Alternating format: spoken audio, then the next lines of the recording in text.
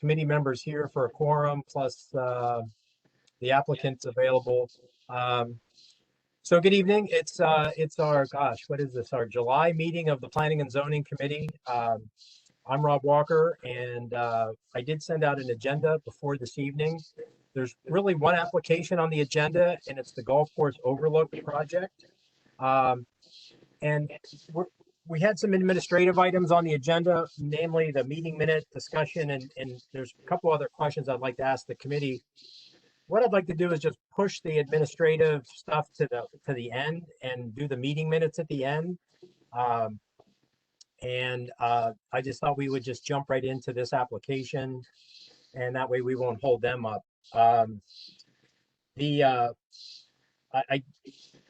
Stephen, I don't know if you're going to start off the presentation today, but if you could kind of refresh our memory of where Golf Course Overlook, when it was last before us, was quite some time ago.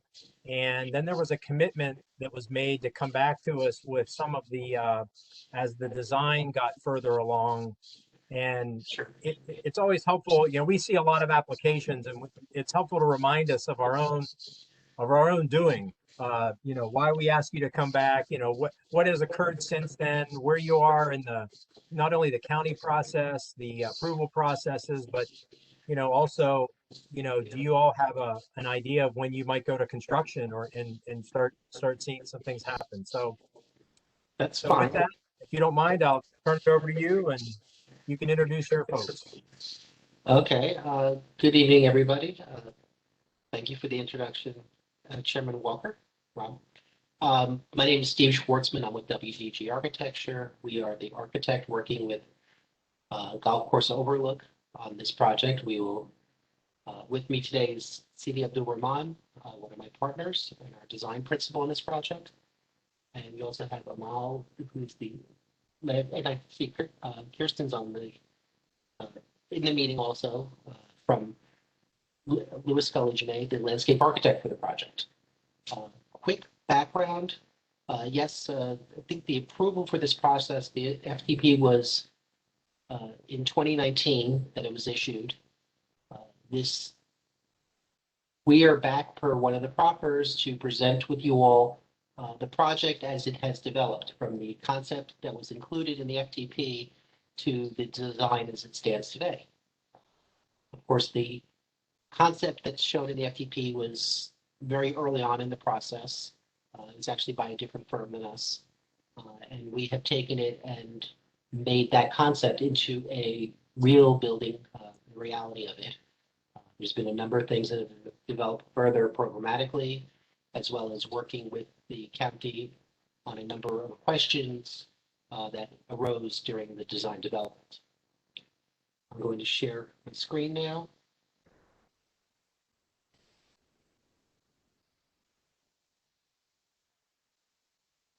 Okay, so you all should be able to see my screen now? Yes. Yeah.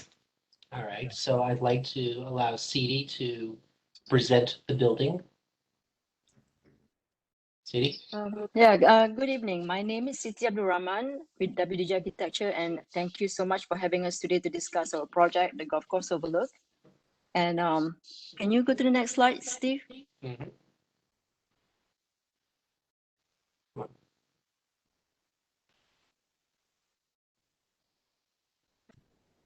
Oh, 1 second, sorry. I think Steve is having technical difficulty. I'm definitely having technical difficulties. Okay. All right. So just to refresh your memory about the site location, is located in Sunset Hill Road.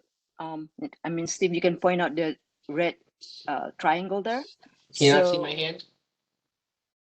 Yeah, I can see that.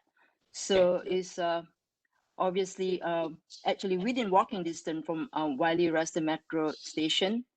And this is actually a very fantastic site, and we're really excited to be working on this project. In addition to being close to Dallas International Airport and Reston Town Center and the metro station, this is uniquely situated next to the WNOD trail and with spectacular view to the hidden golf course Hidden Creek Golf Course, and also Reston Town Center. I mean, we walked through the site and just amazed how beautiful the site is, just looking around with the lush green area. So I hope that answers your question about what the location of the site. Next slide, please, Steve. So this is the site plan of the project currently. And as you drive up towards the site from Sunset Hill Road, you will pass the W and OD Trail, as you can see in the foreground here, and then go to the front door, right to the front door of the main entrance of the building. And this, we have a drop-off area, and we create a plaza at the main entrance experience. And then in order to access the parking garage and also the loading area, you will drive through the Muse towards the driveway located along the northwest portion of the site. And the building was designed to be a part of an extensive landscape area so that it blends in, it gels, and be cohesive with the contextual natural environment. We position the building in order to take advantage of the view of the surrounding context. We'll have the golf course view to the north, and also view to the town center to the north and west. The Colvin Run is on the east, and in front of the building, which is the south elevation, we have the Green Arrival Plaza and also the trail. And our landscape architect will walk you through the site design in details following this architectural presentation. Next slide. So this is the view of the building from the south. We incorporated a lush green entrance plaza at the building foreground, providing a very inviting arrival experience for the building occupant, and also to make this really safe and inviting for the pedestrian walking up and down the trail. And the base of the building is wrapped with darker color masonry and accentuated with larger storefront window system to maximize the ability from people to see the views, when they are in the ground floor area from the interior spaces. And the main entrance of the building is defined with entrance canopy located next to the Muse. You can see the Muse and opening where you drive through to the driveway behind the building. The pool deck area is located above the retail area on the west, elevated and with views towards the golf course and Reston Town Center. Next slide, please. So this next few slide is not in your package, but we thought we'd share it with you about some of our design progress. Shown here is the view of the main building entrance of the drop-off area that was defined with a canopy and also some plant, some vegetation, and just a plaza area. And next slide. And the next slide is the view of the Muse. So as you can see on this view, the opening to the Muse at the base of the building create a frame, picturesque view of the golf course. So it's pretty exciting. So we're probably going to have some mural, and then we're going to do some really cool lightings to animate this area. Next, please. The 10-story massing are designed with restrained playfulness, simple with clean lines, with the same architectural element that are repeated all over around the building. The facade above the base of the building are designed with layers of setback, solid, and voids. And a thoughtful composition of solid panel in multiple tone of warm and inviting colors, playful placement of the windows system, and also incorporated the recessed balcony helps to break the longish building massing into more pleasing proportion. And the two wings are connected together with a vertical element that are articulated with a larger floor to ceiling window, as you can see at the corners. So we kind of have pay special attention to the corner of the building. And this same detail is also repeated everywhere and around the corner of the building also. The middle vertical element is also rising. Oh, back up, Stephen, yeah. It's also rising and wrapping the west portion of the 10th floor and set back along the northwest facade, creating an outdoor residential amenity area on the 10th floor with panoramic view of the golf course. And you'll see that in the next two slides. Next. And this is the building view from Colvin Run. Next, please. So this is the building view from the golf course area. So if you look, you can see the setback on the 10th floor that create that outdoor terrace. And this also showed the driveway assessing the loading area and the parking garage on grade. The base of the building is cladded with dark color masonry and large window storefront that open up to the two-story volume lobby and residential amenity area. We also incorporate an outdoor veranda, an extension to the lobby area in this elevation. To the left of the elevated pool deck steps down from the building massing towards the kid pool area, kids play area, and then also the outdoor plaza. And on the left, you can see the garage level are also cladded with stone veneer. So with that, I'm going to hand over the presentation to Steve, who will continue with the design similarity regarding the previous design and the design that you are viewing today. Thank you. Thank you, Sidi. Let's make one more view of the mews and the lobby, the rear side of the lobby facing the golf course. So we had submitted a package to the county showing the original design approval, which is the upper elevation versus our present design. Our building is within the same height, within the same footprint, for the most part, with some minor variations, as well as the facades are further articulated. Major points that we changed is, whereas the original building was 9 levels of residential with a amenity space popping up out of the top, we are now 10 stories of residential, 2 stories creating the lobby at the base of the building, and then we have a step back on the 10th floor, which is part of that amenity space. So there's only mechanical equipment and screening on the top of the building. We've actually further developed the front entrance to make it more of a statement where the entrance is versus the previous scheme was fairly hidden with planters and bioretention. The original building design in the FDP had an indoor pool. We have revised the design with the ownership's request to move the pool to an outdoor pool and sun deck area to the west side of the building. There was a screening element on the original design to shade that outdoor deck area. We have removed it in order to create a sunny deck area, which is more appropriate for the exterior pool. So this is a view from the west looking back at the building. As you can see, the massing of the building is for the most part the same. We've just articulated it a little bit further to create the scheme that CD had described. From the back side, the golf course view of the building, once again, we don't have the pop-up anymore of the amenity space. This is now level with the upper units on the 10th floor. We still have the mews where you're coming to drive through and back down to the loading dock. We have kept the stone veneer facade around the garage. We've adapted it in that we've added openings for ventilating of the garage and allowing daylight into the garage to make that experience a little bit more functional.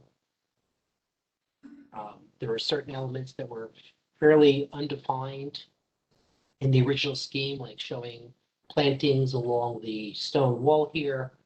There was never any planters or anything in the design that allowed plantings to grow there, so we stopped showing that. And this is the view from the east side. Some of the grading and so on that they showed here was not the actual grading. The adjacent easement area, we're not allowed to change any of the grading.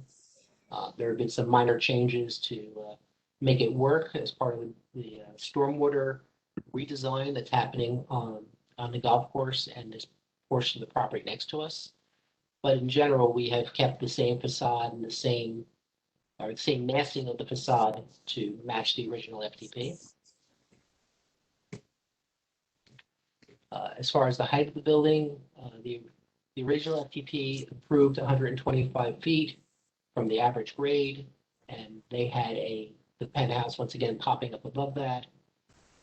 We have included all of the active occupiable spaces below the 125 feet. And then the only thing popping up above the 125 feet is the mechanical area, which does meet the requirements of being less than 25% of the roof area. And with that, Amal, would you like to provide us your description?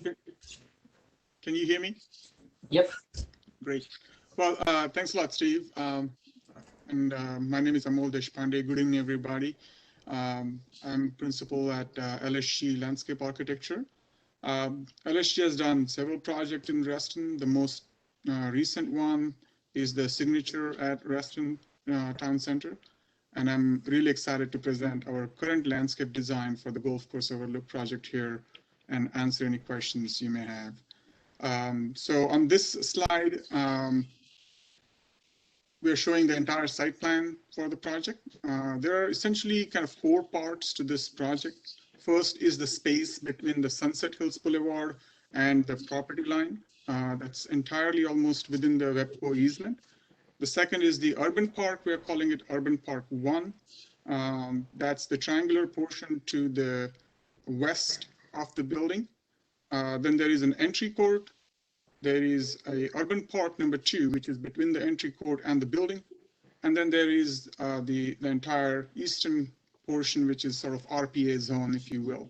So I'll walk you through really quickly through all these elements here. If you could go to this next slide, Steve.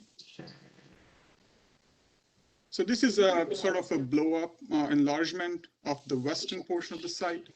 The area between the Sunset Hill Boulevard and the WNOD Trail is, we're saying it's an off-site urban park. It's within the WEPCO easement. It sort of consists of a walking loop, benches, a drinking water fountain, which we thought would be very useful for the people going along the WNOD Trail, a pergola with some sort of a shade element, and then lots of native plant material. Within the WEPCO easement, we are also proposing a sign wall along the main entrance drive. Then the Urban Park 1, we call it, it's the triangular portion, as I said, to the west of the building. It's about 20,900 some square feet. It's same as what was in the FTP. The design of this space is very much consistent with what was approved in the FTP. The main components of this area are the children's play area up on the top, an amphitheater, a plaza space right in front of the retail area. The plaza space is kind of conveniently accessible, if you will, from the entrance area, the drop-off court, the WNOD trail, and it features a sculpture, which we are still trying to finalize, a fire pit, plenty of bicycle parking spaces because it's right across from WNOD trail. Then there is a pathway along the southern boundary of the site in this park that provides accessible connection to the children's play area up on the top. Then this slide also shows sort of an outdoor swimming pool location that CD talked about. It's above the retail space, and it's overlooking the urban park and the golf course to the north. So if you could go to the next slide, I'll show you some reference images. These are just different reference images for different elements. They're all numbered, and I'm sure you have the presentation with you. But so images like sort of 1 and 3, 3, 4, and 5 or 6, I think they show the typical children's play equipment or features we may have. The image number 7 shows the concrete walls for the amphitheater that we are envisioning. Images 8 to 12 show diverse types of furniture elements we are considering. And at the bottom row, we are showing fire pit, potential art element that is, again, still being finalized. Natural surface trail for that off-site urban park, and the type of pergola that we're considering, and a masonry wall for the sign feature. Next slide, please.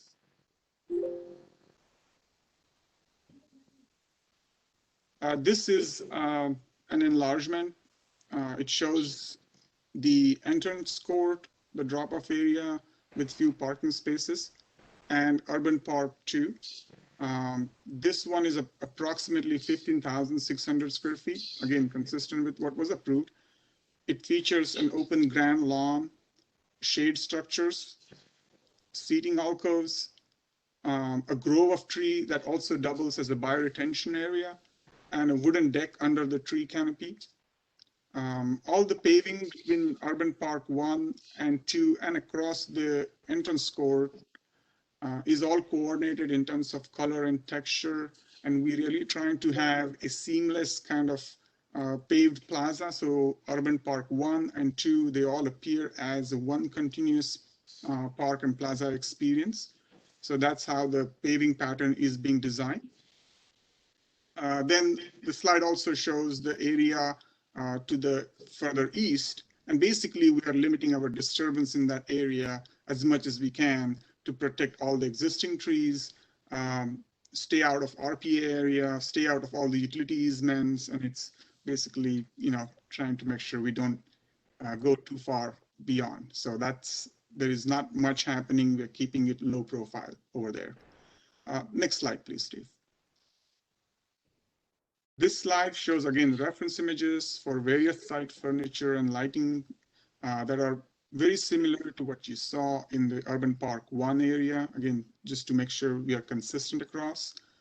The images to the upper right corner, however, they show the kind of shade structure that we are envisioning. And images to the in the bottom row, they show the kind of paving pattern and paving material that we are using on this project. So there are obviously more things I can say, but this is in a nutshell the current landscape design. I'm happy to answer any questions you may have. Thank you. Thanks, Amol. Stephen, any more things you want to bring up before we open No, that's it. Thank you. Stephen, let me ask you. So you described there were some changes that have been made, and so do I understand you're not having to go after any zoning change or an FDP change? That everything you're proposing is by right to your approved zoning? Is that correct? That is what we're trying to do. We're getting an interpretation from zoning to that. We actually had a meeting earlier today where we answered some questions, and we should get a final ruling on that within 2 weeks. But yes, it appears that we will be able to, the minor changes we've done are within the FDP and no change to the zoning will have to occur.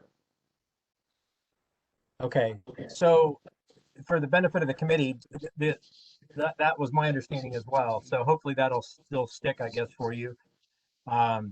Because if this were an FDP type of revision or amendment, we would be looking at this differently because we would actually,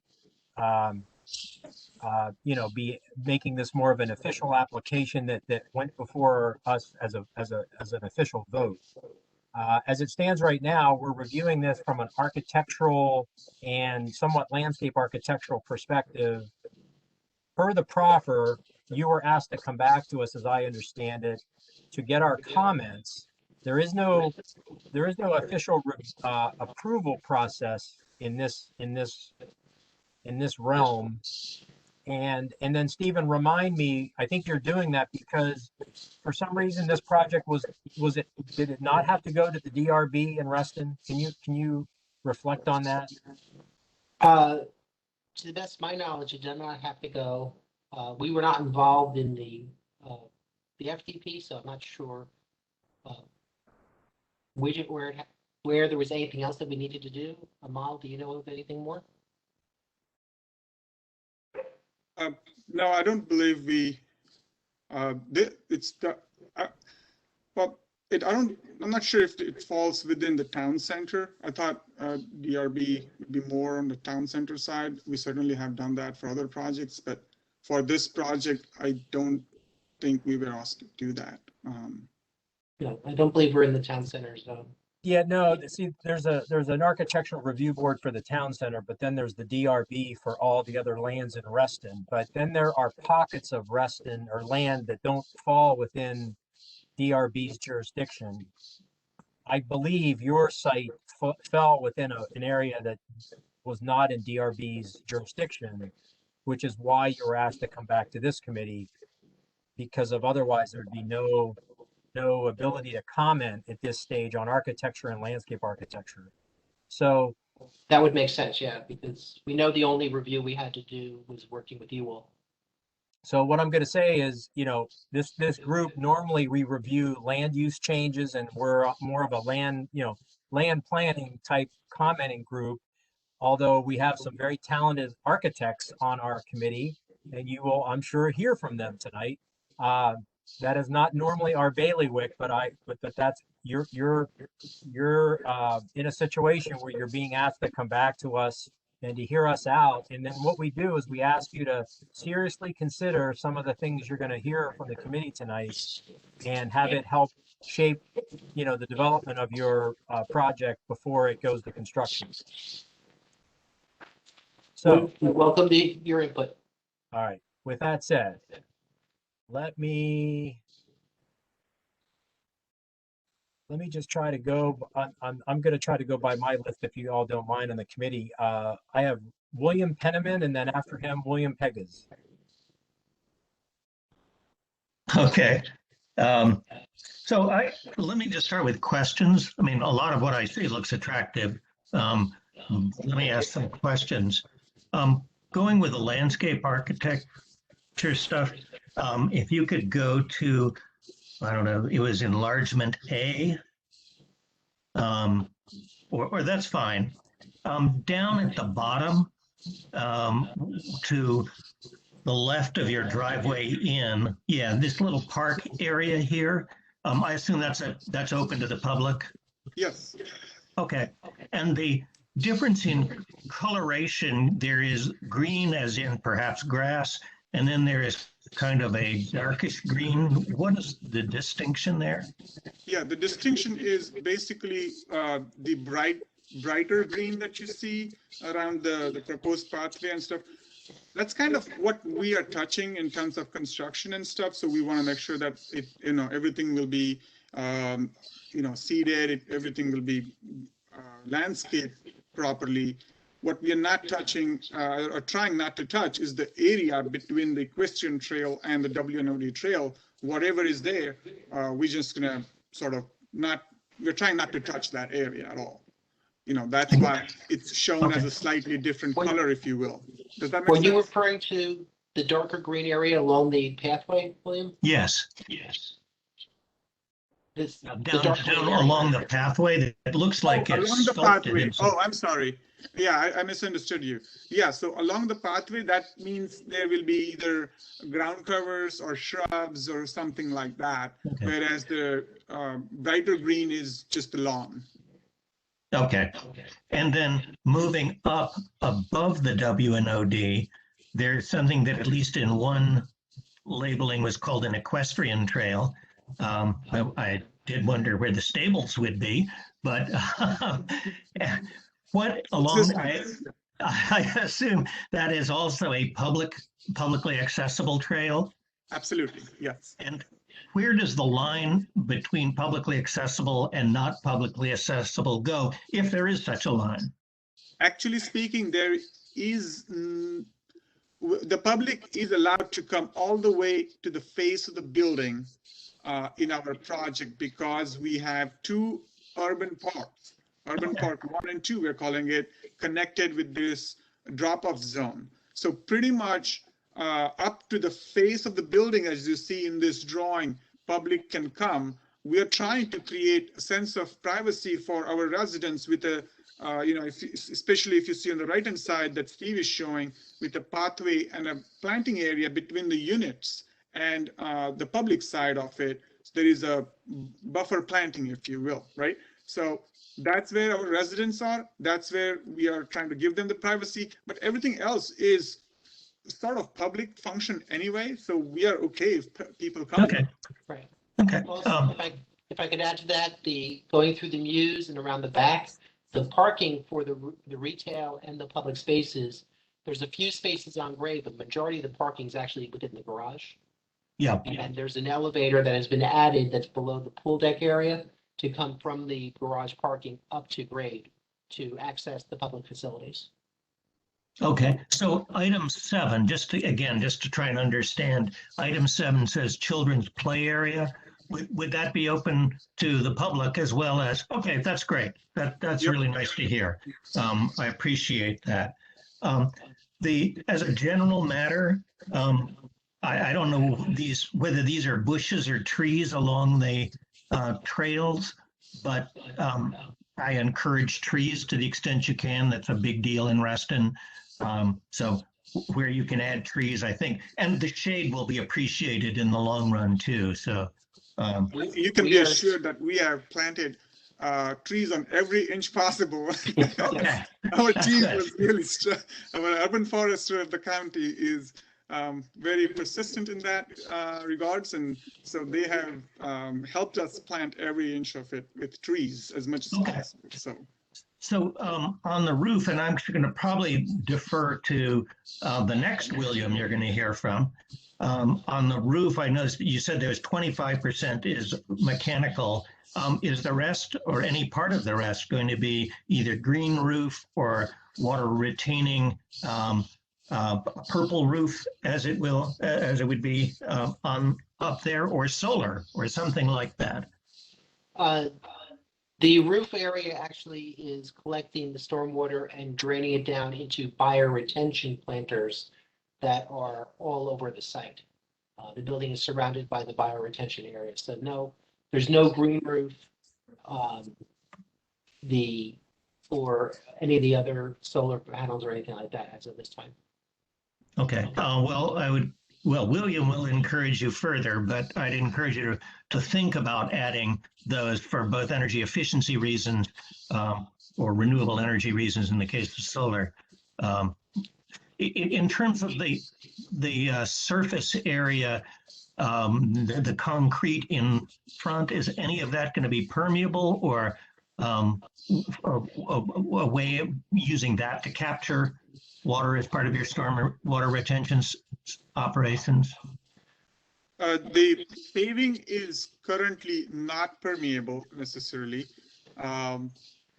We are using concrete unit pavers though. A part of the thing is that, even if you do permeable paving, there is, the soil is going to be so compacted. It's going to be hard to actually permeate any water through it. Okay. As you can see, the process of construction is going to compact everything in the front of it. So it's going to be like hard as concrete because of just the way we have only one way to enter the site. And so permeable paving, even if we propose it, it's just going to be a really difficult thing to make it work. So we currently are able to meet all stormwater management without using the permeable paving. We are providing a lot of bioretention to exceed, to some extent, our requirement. So that's sort of a recommendation from our civil engineer at this point. Okay. Yeah, go If I ahead. can add to that, so some of these planters over here and along here, this is all bioretention surface level bioretention planters. Some bioretention area around the green lawn, which couldn't be bioretention just for functional purposes. So there is a excessive amount of bioretention incorporated into the landscape design. And for those, we have to take special efforts to make sure that the water does infiltrate, and then there is piping and all kinds of things. And so, yeah, those bioretentions will definitely help. And lots of additional measures are being taken to make sure they function as the true bioretention. Okay. In terms of the garage, what provision are you making for electric vehicle charging, either initially or in the long term, by at least putting in the raceways and panels? Because that's going to be growing very fast in the next 5 to 10 years. And, I don't want to see landlords saying, oh, well, we can't do it because we forgot to at the beginning. No, we've incorporated, per the FTP, we actually incorporated, I believe it's 8 parking spaces that are being installed at the time of construction. or 8 charging stations, I should say. And then we've actually added, I believe it's another 8 future charging stations. That Okay. we have the wiring ready for it to be added in the future if they decide to. Okay, let me suggest to go back and think about that and consider putting at least the raceways in for at least 50% of the spaces at level 2, unless you're going to put in level 3. And the reason is if you put the raceways in now, you can easily add it later or relatively easily, and the demand will be there within 10 years or 15 at the most. Um, is this rental or condo? Do you Rental. know? This is rental. Okay. Um, and then just as a question, is this, where does it rank in the lead categories or the energy efficiency? We're going for a LEED certified, although we are fairly close to LEED silver. That has not been finalized completely. Certified was all that was required. Okay, well, required or not, let me again urge you to go further because in the long run, that's going to make a lot of difference, and you don't want to have to retrofit. So, okay, so I think I'll stop there unless I'm inspired by somebody else's questions and turn it over to William. But thank you for the urban park areas. I think that's going to be really nice and help you fit well into Reston. Great, thank you. So before William takes on the next segue here, I just do want to remind everybody, while we have one applicant tonight, we do have a lot of committee members. So let's try to keep our comments to maybe 3 or 4 minutes, please. See. Thanks. Go ahead, William. Okay. So on the landscaping, I really like landscaping. It's really nice, and the trees, and I know the urbanists down there. So are we emphasizing native species? Yes, definitely. Okay, Native. because one of the big things in Reston now is there's a big movement through the Environmental Advisory Committee to see that anything that's new with going in is natives that are native to Fairfax County, not just Virginia, and that they're the pure natives as opposed to cultivars. Just thought I would bring that up. Now, one of the things is that I was going to get to here is of the vegetated roofing systems. I would seriously recommend that you really look at that, because you can actually, using one of the purple roof concepts and only a 6 or even a 4-inch depth, you can reduce the number or the size of the bioretention tanks that you're creating, and you might be able to recover some additional space. The other thing too is that, especially through Fairfax County, another little committee that I'm on with, it looks at urban agriculture. And urban agriculture is usually walks around with their eyes on the ground, and we're starting to raise our eyes to the roofs. And what happens is that a new building doesn't usually qualify. It happens down the road. One of the things is that 2 of WDG's projects over time have been converted to commercial farms on the roofs. One is an apartment building and the other is a commercial office building that are downtown. So right across the street from you is a very intensive, as well as next to you is Isaac Newton Square, very intensive residential area that will also have retail areas and lots of restaurants. And so what happens is that about 2 to 3 years after a building goes up, they come around and look at it and say, hey, if you have a vegetated roof, can we put a farm on it? It doesn't have to be big to be beneficial, and it doesn't matter that there might be equipment all over the place. It's just that they can grow it there in very shallow depths. And then suddenly your roof is a leasable space, which that's a big thing. And then also the maintenance of the roof for issues goes away. You don't have to do the watering. You don't have to do the maintenance of the plantings. And then if you have done the right kind, of a roofing system, you may be able to get smaller numbers of stormwater retention tanks. So that's my big issue there. And we brought that up to the previous submittals as well, but they hadn't really done anything with it. So that's just something to think about. I'd really look seriously at the vegetated roof, because unless you have something that's there already as a vegetated roof that can be changed to a farm, then it can't ever become one usually. The other thing is that this roof of this building is going to be foreground architecture for what's across the street on Sunset Hills.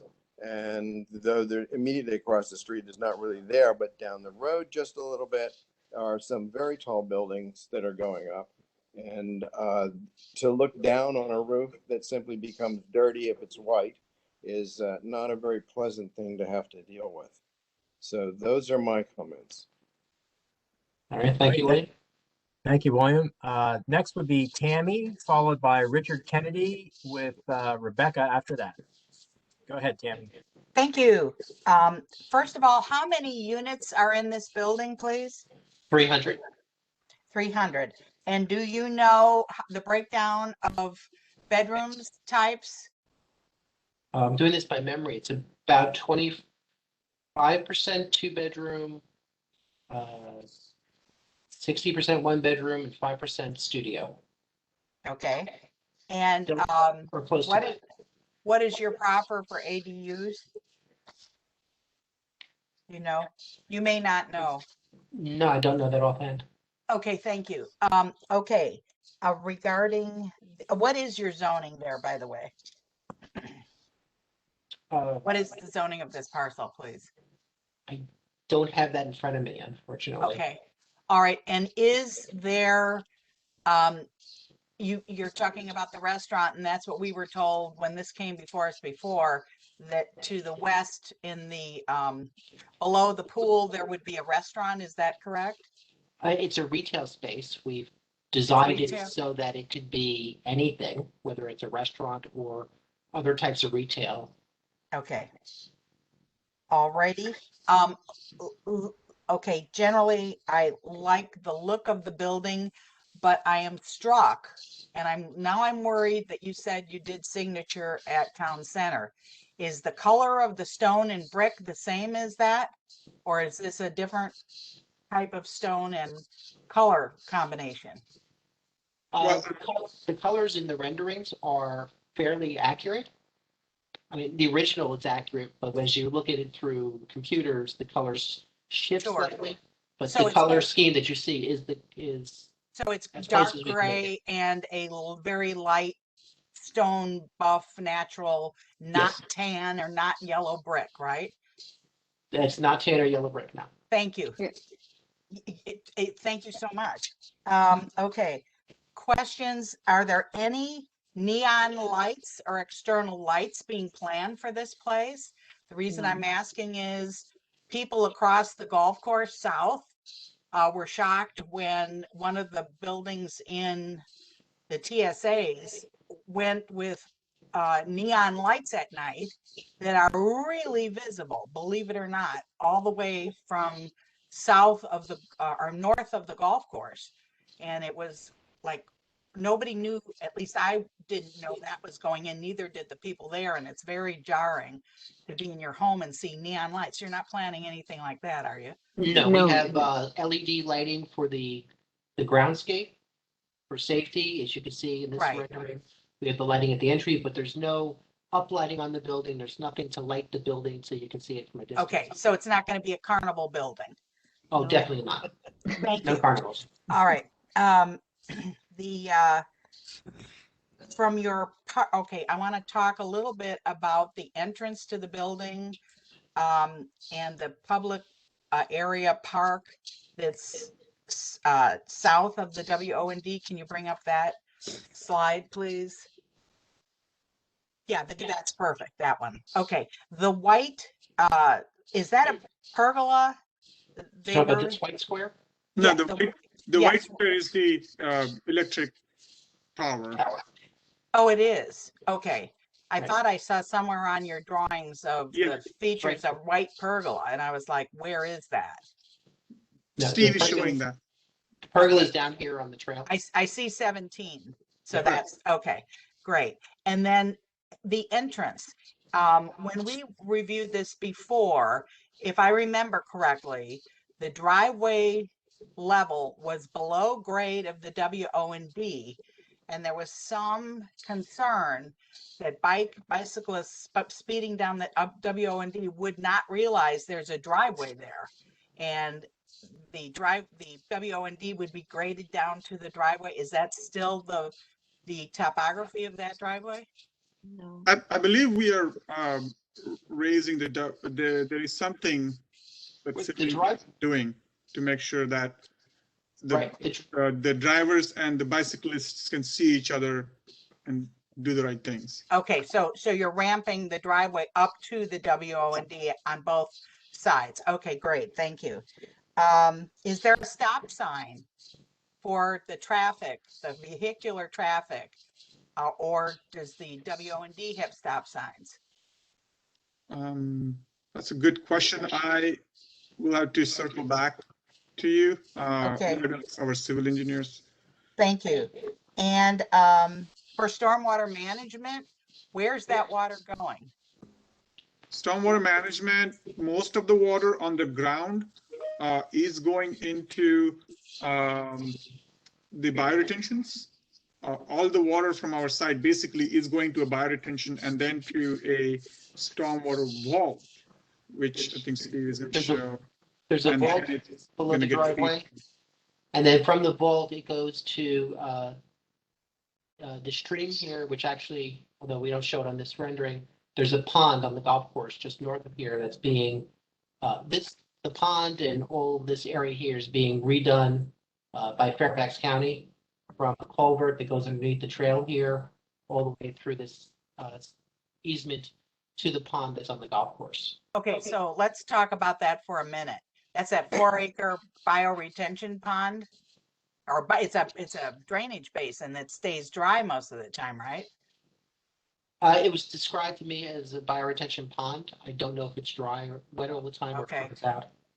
We're having, some of us are not in favor of that and trying to talk to the county. And I know that you were compromised on your east border with having to, you have an easement there, right? To Right. take the pipes. Okay, That's the shape here from the easements, yeah. right, correct. All righty. The lawn in Public Park number 2, that area in the plaza is over your parking garage, isn't it? Part of it's Or over is the it? garage, part of it's just over soil. Okay, okay. I don't know if you can see this line here, that's the edge of the below grade garage. That is the, okay, thank you. I knew that there was the garage extended out beyond the footprint of the building. All righty. I appreciate, the lighting in the muse, that's going to be also not garish and visible for No. far distances, right? That's Yeah. No, the lighting is actually recessed into the ceiling shining downward. So perfect. that it's a That's safe my- place to go through. That's much appreciated by the neighbors to the north across the golf course. All righty, I appreciate it. Thank you. very Tammy, much. Thank you. just so you know, I did look at the plans and we do have stop signs. I'm looking at this civil plan here. It says 4-way stop control signs for trail traffic and vehicular traffic, both sides. So. Thank we you. do. So it's going to be safe. That's good. Yes. Excellent. All righty, I appreciate it. Thank you so much. All right, Mr. Kennedy. Good evening, everyone. Thank you for the presentation. This is a wonderful site to create a significant building here. And I like some of the things you're doing for sure. But if you could go back to 1 or 2 of the first slides, it has this one, yeah, and that one. I wish there was some color beyond gray, like you've got 15 shades of gray. But this is just, I'm not an architect, but we see a lot of buildings. And this is very similar in, in one sense, in lacking any interesting color. Now, on the far left there, that's just a special little spot, but I think it makes a point. And if you could, from an architectural perspective, try to consider something that makes this building special. The actual articulation of many of the parts it looks pretty good in your renderings here. But I'd like to hear what you think about that, and I may or may not be in agreement with my colleagues, but thank you. Thank you. Celie, did you want to respond to that? Well, we'll take that into consideration. I mean, the reason we select the colors because it's more softer and inviting and also warm. So we don't want something to be so stark that it stands out so much, but we want something to blend in harmoniously with the context, with the greenery and landscape. So, but we will look. I'm sorry, but you said you didn't want something that, and I missed the word, that would something or other? Well, something that be like a stark contrast, like many different colors that just pops out. So we want something more quiet and more elegantly, blend in with the environment and the context. Well, I'm not talking about a lot of colors. I'm talking about one or two features that bring some color to this otherwise. Yeah, we can. That actually would give you some significance as compared to so many of the buildings around. But that's all I have. I'm not trying to debate it with you. Okay. Thank you, Richard. Thank you. Rebecca. Hey, everybody. Thanks for your presentation. If you could go back to a slide that shows the connection between the back of the parcel and the golf course, it looks like there's some topo there. I was just wondering, is there like a retaining wall? Like, I can see the line of the parcel drawn, but what is the connection? Okay, so there is a retaining wall there. I was wondering, since the playground is pretty close to there, how large that retaining wall is and what kind of separation there is to keep kids from going off that retaining wall. Oh, you're talking about the retaining wall over here? Yes, Yeah. but Okay. Yeah, there is actually either the grading has been changed actually to raise it up in this area since this rendering was created. Yeah, And if you go back to the plan view, actually, if your concern is about the children's play, I can probably explain it a little bit better with the plan view. mm-hmm. Yeah, so as you can see there is substantial amount of space between the children's play and our property. And our goal is that there will be a sort of a seat wall, if you will, to the north side of the children's play. And then the grades will sort of feather down and meet the existing grade so that there is no, somebody does fall off that wall, it's not going to be more than 1.5 feet. So certainly within, and it's heavily planted as well. So discouraging kids to even go in that direction. Okay, great. Everyone else kind of addressed my other questions, so that's all I had. Thanks so much. thank you. Thank you, Rebecca. Let's go on to Mike Jennings, then followed by Michelle, and then Matt. Okay, overall, I like the design and the way things look, the amount of green space on a parcel, which is relatively small, is really nice to see. We don't frequently see this much green space in well-developed green space. One question, on the east side of the building, where you're kind of leaving it alone, sort of a buffer, it seems like, is that accessible to walk around in by the residents of the building? No, we're trying not to encourage people to go to the east of the building between the RPA zone and all that. Is that what your question is? Yeah. Yep. Yeah, we're not trying to encourage anyone to go down there. Okay. There's no sidewalks or pathways in that area. Okay. The only other general comment I have is, and it kind of goes along with Dick Fisher Kennedy's comment that this looks like, and I'm not trying to insult anybody, it looks like every building we see come across these days with lots of little squares and some outlines to those squares, and you can drive around Reston to every new development. That's kind of what it looks like. So it certainly looks like the same old thing to me. I know at this stage there's probably not going to be anything major you could do, other than I did like Dick's comment about some color. I mean, I don't know what, for me, grays are not warm and inviting, which is what it was described at. To me, you know, there's warmer tones that would be warm and inviting. But again, like Dick, I don't want to get into a color debate, but it would seem if there's some way to make this less look like everything we see, that would be great. That's it. Thanks, Mike. Okay, Julie, ready? Michelle. Sure. Hi, can you hear me? Yes. Yes. Okay, great. Let's see. So if you could go to the one where we can see the play place a little bit better. That was my main question. Right. Okay, so I know it's accessible to the general public, but how would they get in?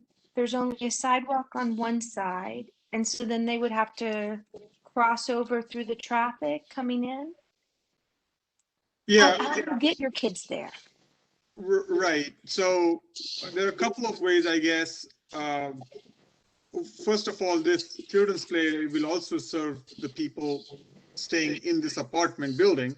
Sure. But if you are going to visit that place and if you're driving, obviously you can park in the garage and come up through the elevator that we have planned for and access it. If you are just simply going on the WNOD trail, you can turn and take your bicycle into the plaza space there. From the Sunset Hills Boulevard, we do have a sidewalk on one side of it. And that is, I think, probably one of your concerns is why sidewalk is not on both sides or something. But we only have so much of right of way or, that we can utilize. And so there is only one sidewalk along that right-hand side of the driveway coming in. And so you have to come into our site and then go across to the plaza and the play area.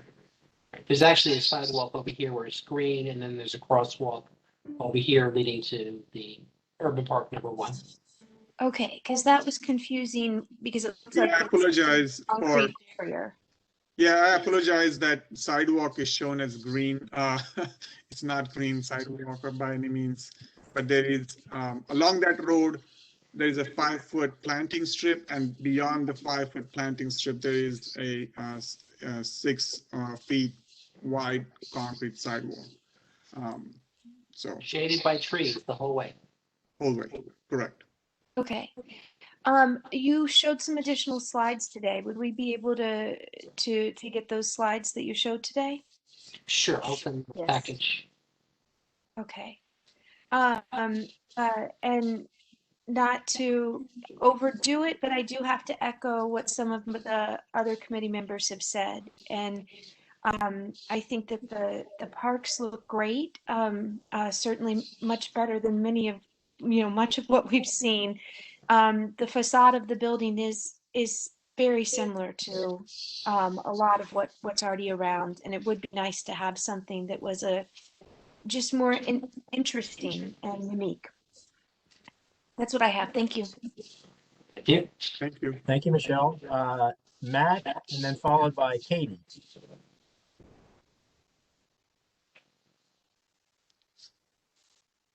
Matt, you're on mute. Yeah, there we go. Probably jump around a little bit and hit on some of the points that some of my colleagues have mentioned. Not a concern, but something to think about. The main crosswalk across the O&D, there's going to be a lot of cross traffic there. I would definitely consider the view sheds, as you're approaching by car and by bike in both directions, just to make sure you can clearly see, who's coming from either side. It does look like, at least in this rendering, that it's heavily landscaped, but maybe those trees right in the corner get pulled back a little bit, because I just think it's important that you can clearly see who's coming from any direction there. Moving across the site, I've got just a couple kind of general questions architecturally about the building. What's the construction type? This is a cold form steel metal stud bearing wall. Okay. All right, like just like an infinity system, something like that.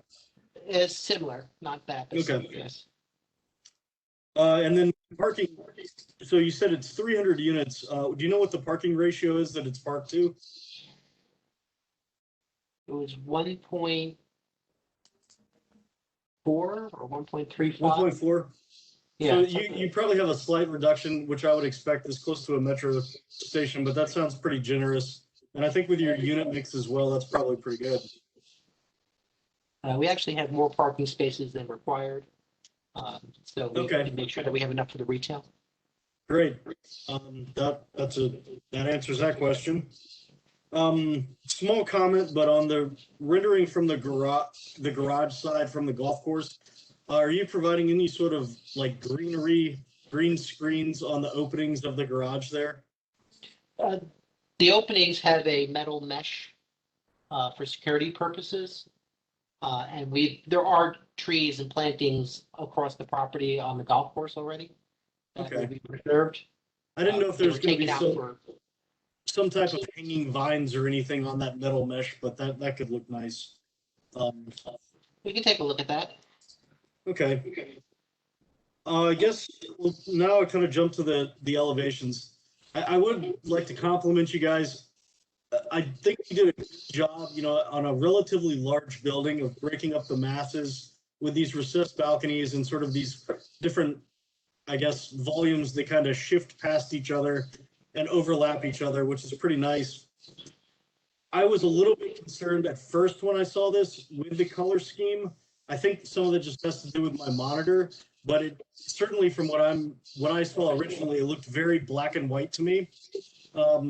The rendering that you had of the entryway, I think, showed that material as being an actual masonry material in that sort of lighter tan color, more reminiscent of the signature building over at Town Center, which I think is a very handsome building. So that actually made me feel a little bit better. But I would also echo the comment of a couple of the other colleagues here that, it's hard to say because you don't want to go too far. And I think there's certainly buildings that have gone up recently around here that have introduced too many colors and sort of too much of that kind of flair. But I think maybe a nice subtle introduction of another color, maybe it could happen in some of these recesses or the bottoms of balconies, but something that just kind of gives it a little bit more of a pop. I don't think it's non-successful without it, but I'd be interested to see a study or something like that might just introduce something to give it just a little bit more of a pop as you kind of move around the building.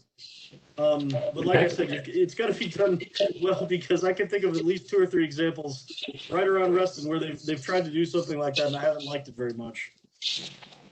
Okay. I guess that was my other question. Are you using VRF systems on here, and are they roof mounted? Yes, we are using a VRF system for the building, and they are on the roof. Okay. I would second some of the comments we heard earlier about the possibility of a green roof. I'm not as convinced about the possibility of a rooftop farm, because that introduces a lot of accessibility requirements, because you're essentially creating another accessible floor to the building, although it's not impossible. And the pool deck, what is the egress from the pool deck? Is there a separate stair down from there? Yes, there are two sort of means of egress, if you will. One goes through the building, and there is a staircase planned north side of that pool deck to get you directly into the urban park area. Right. This glass box over here is actually a staircase coming down from the pool nice. deck to the park. Very nice. Okay, great. That's all I have. Thanks, Matt. We'll go on to Katie, then Jake. Hey, hi. I just had a couple questions. On the children's play area, I didn't see any lighting in the rendering. is there just like a little bit of soft lighting back there?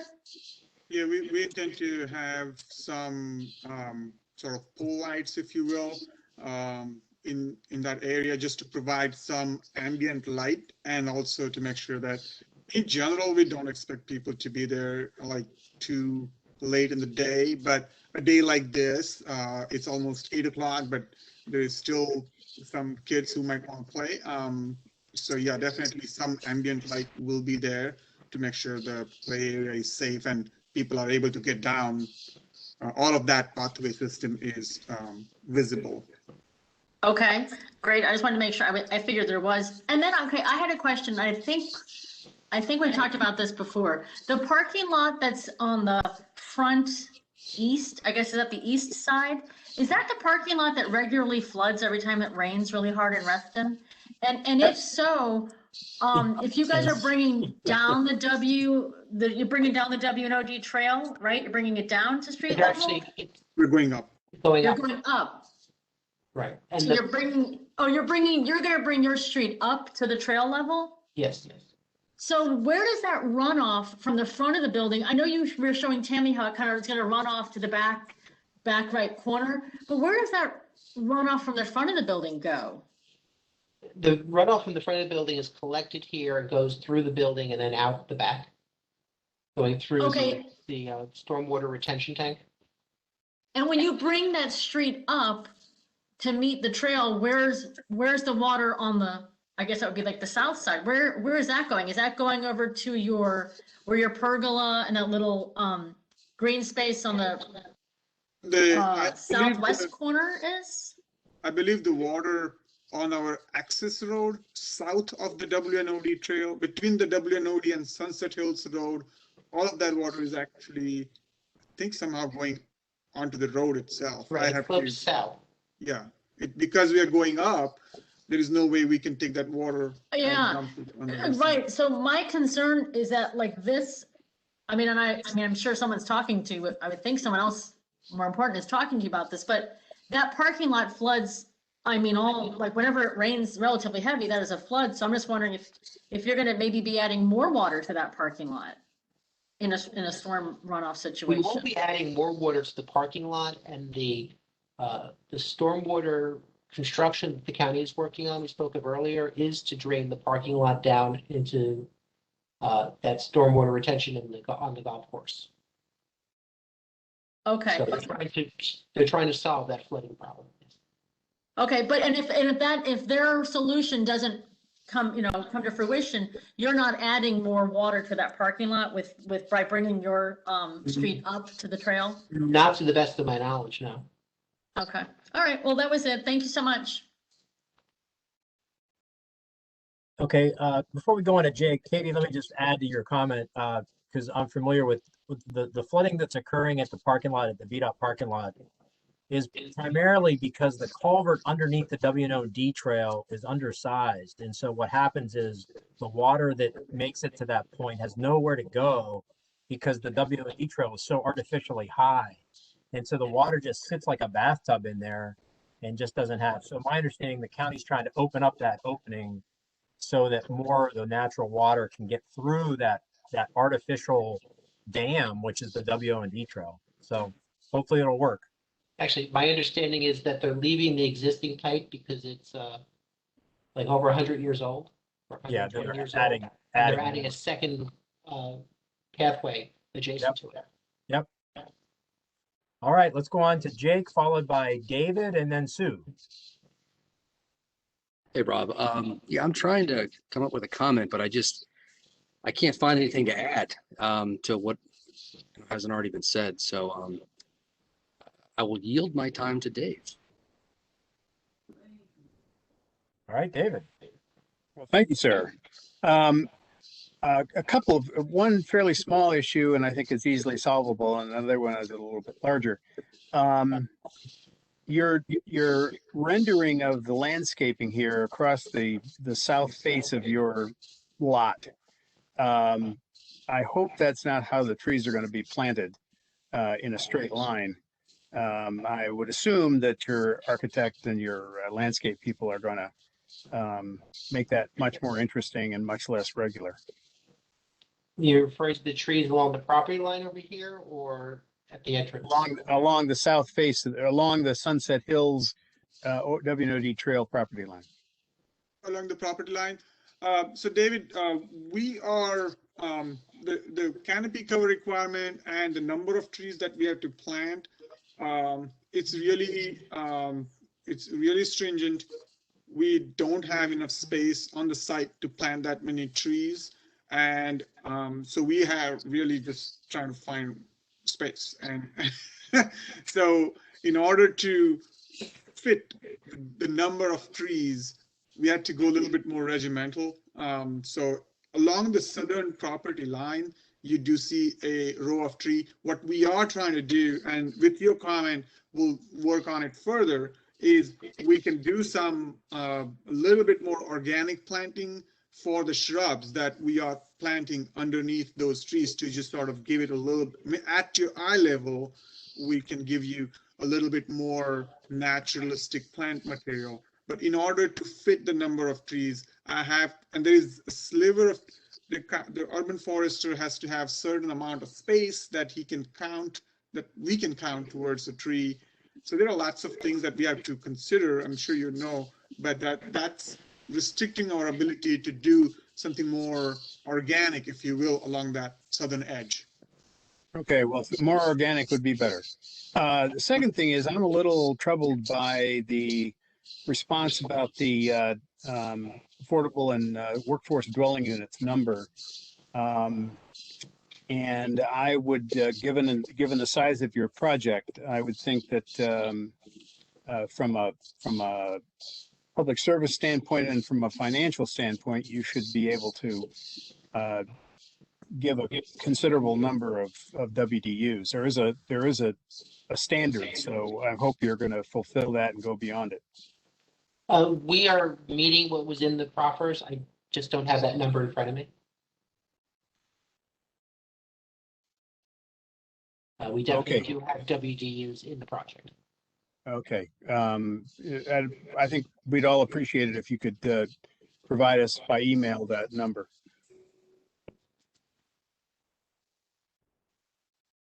Thank you, David. I didn't come prepared because I didn't think it was part of the review tonight, but we will make sure that they meet at least the minimum requirement. And it would probably not be ADUs, but this would be workforce housing. Yes, yeah, I understand ADUs are, it's too tall of a building for that, but WDUs would be most welcome. And thank you very much. All right. Sue, do you have any comments? Yes, you mentioned you designed the building to blend in with the natural environment and to enjoy views in Reston, which are very beautiful. I made a few notes. This is directed to Amal as he was talking about the outdoor spaces, the play spaces, and the leisure spaces in the plaza. Specifically, the play space, the patio seating, the signature seating, the seating niche, and also the white pergola. I do find that those are a stark contrast to the building design, which I see as much more neutral and blending in with the environment.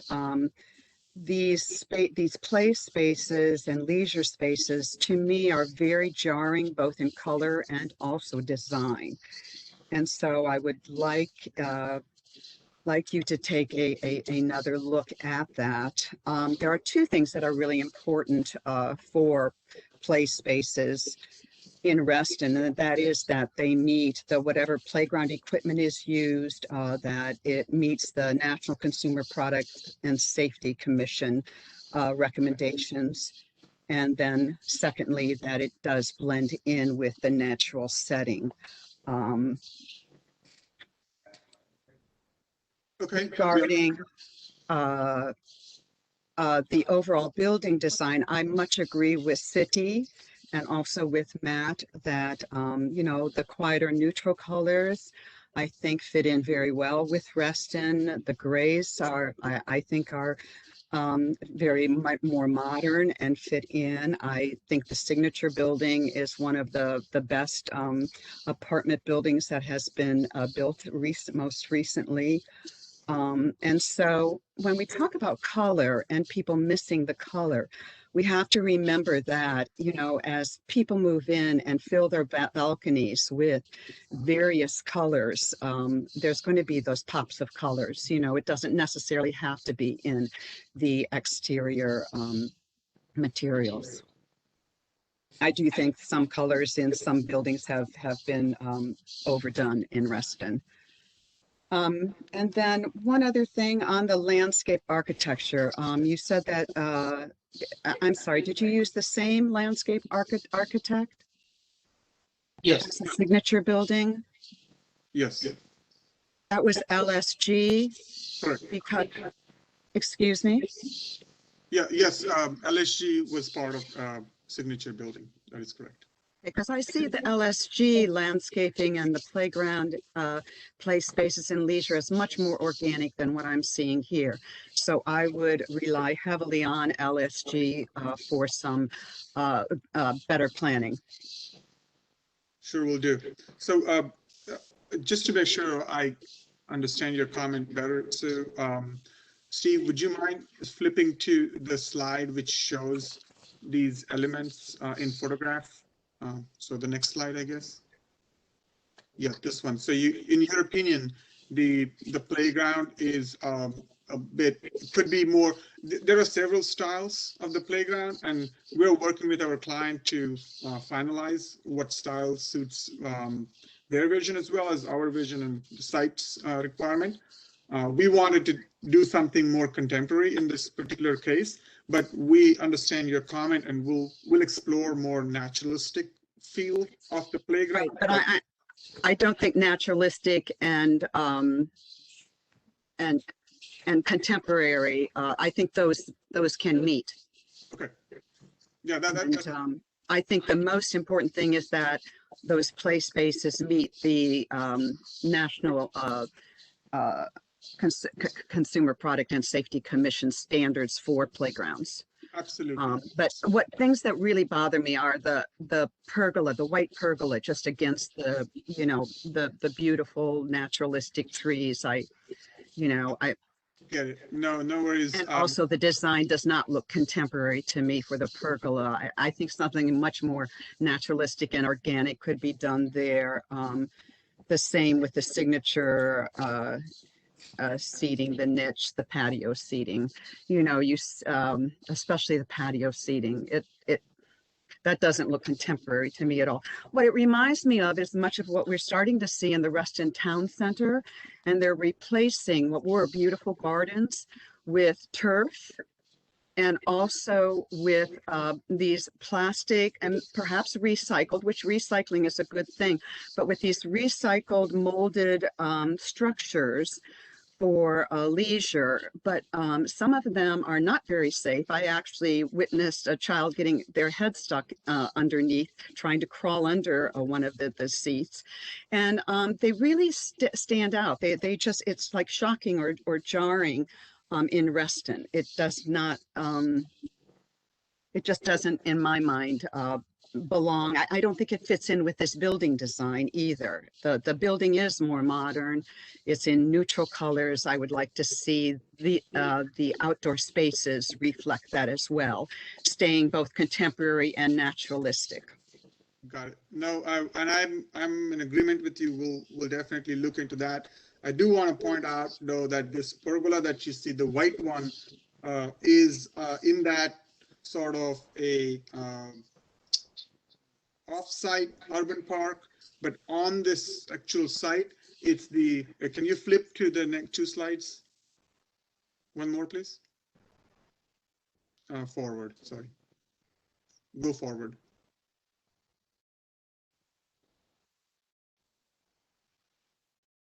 One more. Yes, and then upper right-hand corner. So that's like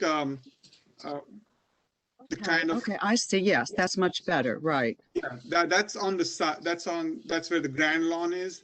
So at the terminus of that, we're gonna have 3 of those that sort of overlap and create a space underneath. Yeah, that fits in better, right? Okay, Fits all in, right. yes. But we'll take into consideration your comment about the white pergola. The white color might just be too pop out there, and I understand your comment and I appreciate it. Thank you. Can I add something quickly? Sure, Matt. This is more of a general comment, not to beat up on this particular presentation, but we've reviewed, dozens of these types of projects, and it seems like everyone has these sheets of precedent for all of these landscaping features, but they're rarely the actual selections of what's they're proposing. Maybe that's something as a committee we can, I don't know, like encourage them to present what's actually being included, because sometimes it's just like, we're going to do something like this, and it's pretty vague. With the exception of art feature, everything that you see here is in fact the actual selection. Okay. Well, I do. If that's the case, then I appreciate that. It's just something that I've noticed on a lot of projects that we've reviewed in the past. I agree with you. We have done it. We are guilty of it in the past. So okay. That's a good comment, Matt. So before I turn it to John Carter or to see if there's anybody from the public that would like to have a comment, let me just quickly throw my comments in. So I kind of agree with Dick Kennedy and some of the other group about the colors of the building.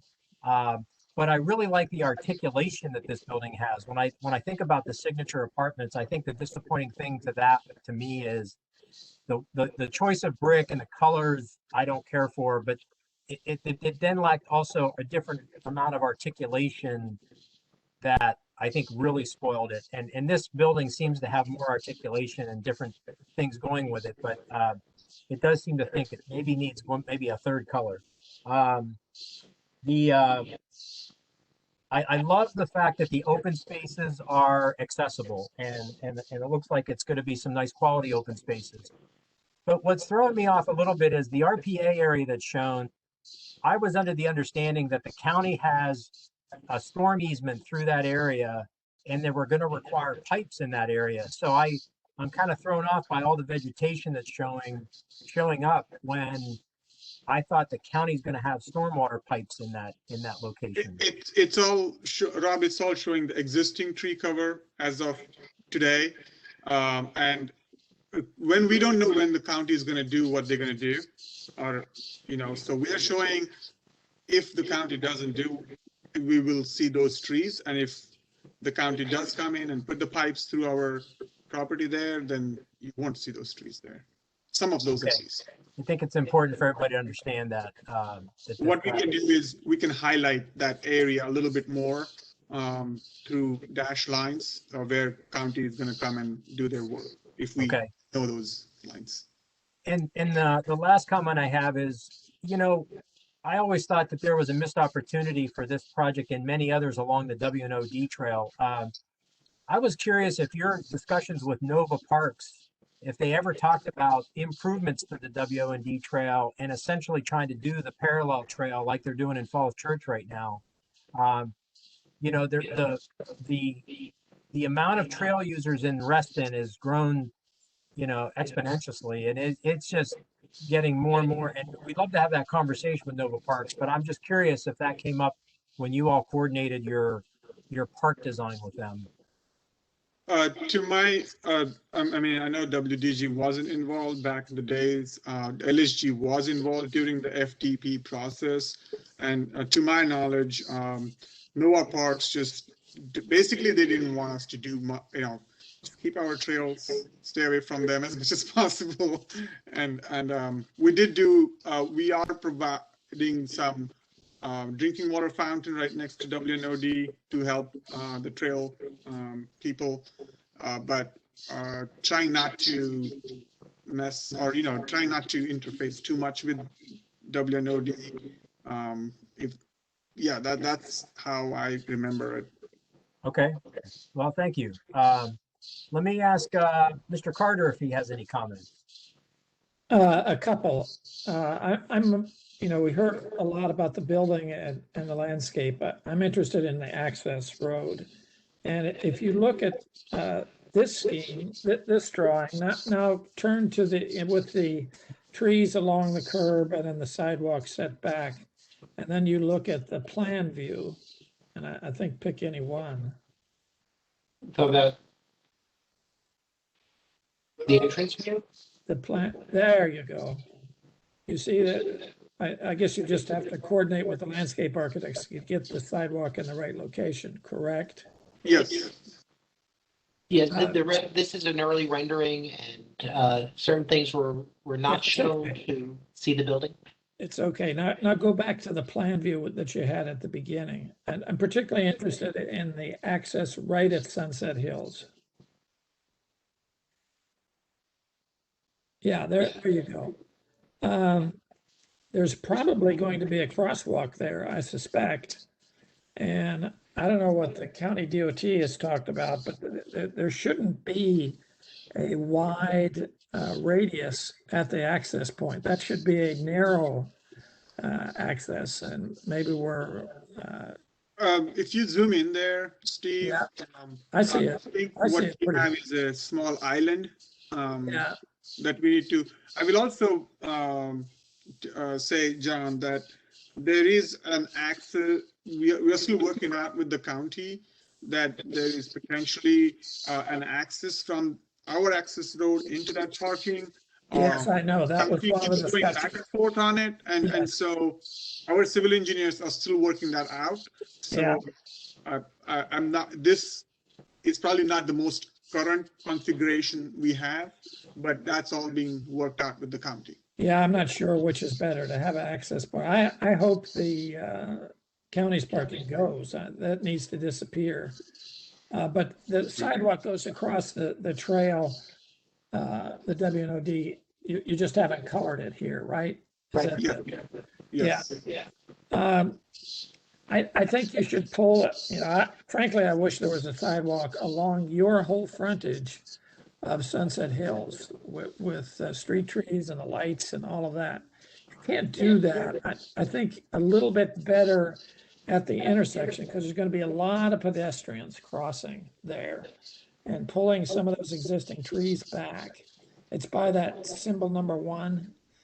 Are you saying right along the Sunset Hills? Yes. There really should be a sidewalk there.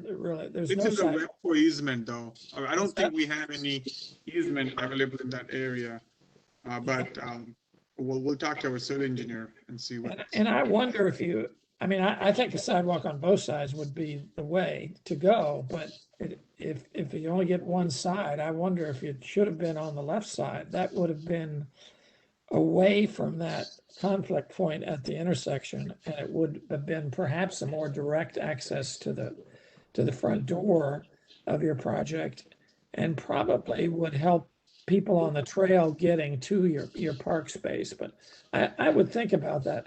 I think that whole access point, I think maybe putting the trees in the same position on both sides would be good, despite where the sidewalk might be. Because your project today, the office building, one of its main problems is nobody knows it's there. It's way back, and making that access a little more prominent. And so maybe something special with the trees. I don't know if there's a tree type that would be ideal, or maybe a combination of tree types in there. But I think a little more attention to that front access point, and a little more attention to how people get across the Sunset Hills. Because we have a metro station that we've spent hundreds of millions of dollars on it, and no pedestrians can get there. We have pedestrians are challenged in Reston to get to the metro station. In the town center, it's very difficult. In the Comstock station, if you're from the south, you can't get there at all. And yours, I don't know how a pedestrian would get from your site to the WNOD, to the metro station. So I would urge you to show a crosswalk, even though you wouldn't be actually building it, and then making the sidewalk work with the crosswalk, whichever side you decide to turn it on. 2 other comments. That stormwater management pond in the golf course, I would doubt that that's going to be built in our foreseeable future. And the stream actually runs along the property line there. And the problem is not so much with the trail pipe, although that's one of the problems. The real problem is that the parking lot has no stormwater management. So there's no stormwater is being controlled, and the properties upstream from there have not been able to provide adequate stormwater management to hold the stormwater back so that it doesn't overflow. And then, yes, we do have pipes that go under Sunset Hills and in the parking lot that are just not working. And my last one, in the last scheme, the county asked you to carve off a portion of that northern point for a future road that is supposedly going to be parallel to Sunset Hills. They're not asking for that anymore, are they? It's still on the drawings, but no, they've not come back to us. Okay, that's good. Say that they're moving forward. So I hope you don't do that. So I would assume that stormwater management pond in the golf course is not going to be usable for your site, but it sounds like you're controlling it pretty well on site anyway. So anyway, I do think a little more attention to your whole entrance road would be a good thing, and particularly showing that crosswalk and how you get to it. And I would urge you to have a sidewalk on both sides, but anyway. Thank you, John. I will just add to you, and I'm not trying to respond to the entire comment, but I'll just point out that the bus stop actually is on the right-hand side of this plan. Oh, it is. Parking, so that's why our sidewalk is on the right-hand side. Yeah. And also, we are assuming that people will take the WNOD trail if they're trying to go to the metro station and then turn at an appropriate location. You will go like this, and then you will turn right, I guess, to go to the metro station. So instead of a sidewalk, but that's, we'll look into your comments a little bit more carefully with our civil engineer. Yeah, I bring that sidewalk all the way to Sunset Hills. I just can't believe people won't cross that street and walk to the metro station. I think that's more likely. And I would spend a little more time on the trees along there. That's a very special entrance point, and it deserves a little more work on enticing people to come into the project. But I think yours is the first project that's done both sides of the WNOD trail. I think that's a great thing. And I think it would be used by the riders, on the walkers and the riders. I don't know about the horses. I don't know if there's very many horses along there anymore, but that's what that second trail was for. It was for the horses. All right, thank you. Yeah. Thanks, John. So let me go to some public comment, and I'm not, forgive me here, because there's some names here that I don't know if they're public comments or not. So there's a Kirsten Nichols. Kirsten's with us. Oh, okay. So then Lynn Molston. Thank you, Rob. I appreciate it. I just wanted to, first of all, I want to compliment this team on this project. My name is Lynn Molston. I'm president of the Reston Citizens Association. And I'm also a resident of Golf Course Island Cluster. So I'm sure at some point during the winter, I'll be able to see this project from my back deck once it goes up. And I think that right now this is going to look a lot more attractive than the EXO building. But some of the questions that I had, I think that the question regarding the stop signs where the WOD trail crosses the entryway into the development is very important. We have had some issues with, and the WOD trail is a very active pathway for cyclists, joggers. This is not just a means of accessing the metro. It is an active trail for athletes to utilize. So it's very important to ensure that folks don't get killed crossing the WOD trail at this point. So I think the question regarding the stop signs was very appropriate. The other thing that I wanted to clarify, and I don't know if it was who that was saying that the trees, and we've got the first slide up here, it's slide number 16. These trees along the right-hand side, was it my understanding that if that stormwater detention basin goes in, that those trees are going to go away? I'll have to look at what their proposed plan is to actually say how much of that will get affected, if they're trying to only put a pipe through there, or if they're trying to, I don't know the details of it, honestly, to say how much of tree cover will be taken out or will be disturbed. But we can circle back and give you a written answer on that, if that's helpful. Well, I'm right there with our planning commissioner, John Carter, to say that the preferred layout is to have these trees, and the stormwater detention basin should really go away. And then I wanted to say that I wholeheartedly support the conversion of this parking lot that you're reflecting here in the lower right corner on Sunset Hills. That really does need to go away and get converted back to its natural that needs to be green space. And then the last thing I wanted to ask, Amol, you had mentioned something about concrete pavers and the impact that I think you had mentioned that post-construction, that the soil is so compacted that the concrete pavers really don't serve purpose of, serving as a permeable option. So I just want to make sure that I understood that properly. Sorry if I confused you.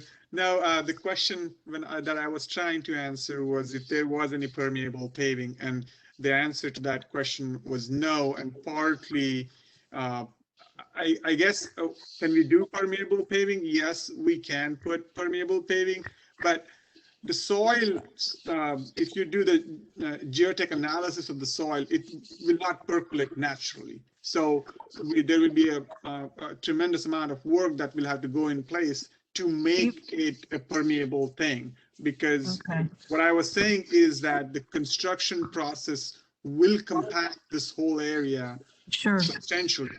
And so, that's what I was saying. But okay, so you could add gypsum to the soil to help it maintain its permeability. To some extent, it's correct. Yeah, to some extent, but yeah. Okay, thank you so much. I appreciate the time. Thank you for your comments.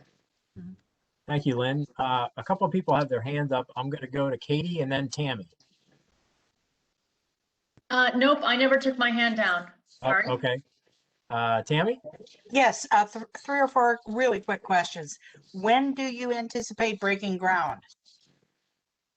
We're hoping to break ground this fall. Okay. There's not a specific date that's been set yet. Okay, thank you. Who mows the lawn in the WO&D park area?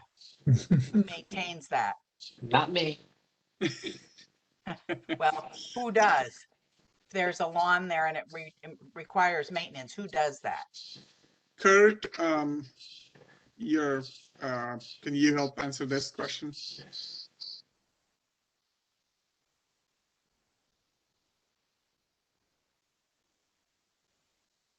Kurt is probably trying to unmute himself. Yeah, Kurt's on mute. All right. This is Kurt Atkins, our owner's representative. If he can unmute himself.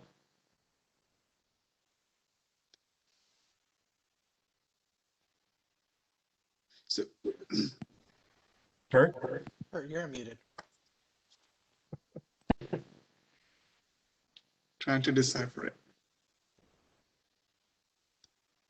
It's at the lower side, Kurt, if you're hearing, there is a How's mute that? and a mute button. There you go. Okay. Yeah, I'm sorry. I had trouble getting into the meeting. I've never been on this format, and it threw me off a little bit. So apologies and for the technology delay. No, I'm sorry. I do not know the answer to who cuts that grass. Well, So it needs, circle back to you.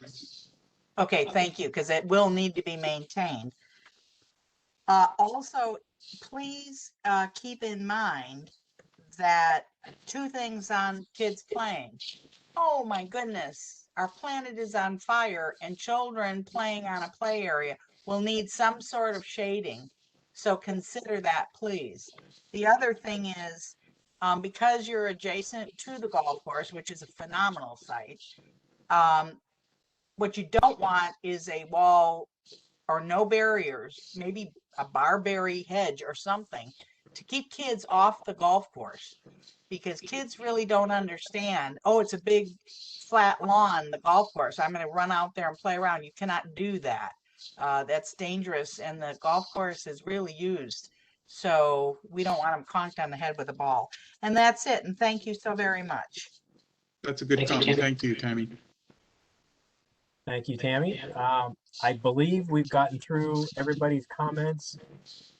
If we missed somebody, please speak up. I'm not purposely trying to ignore you.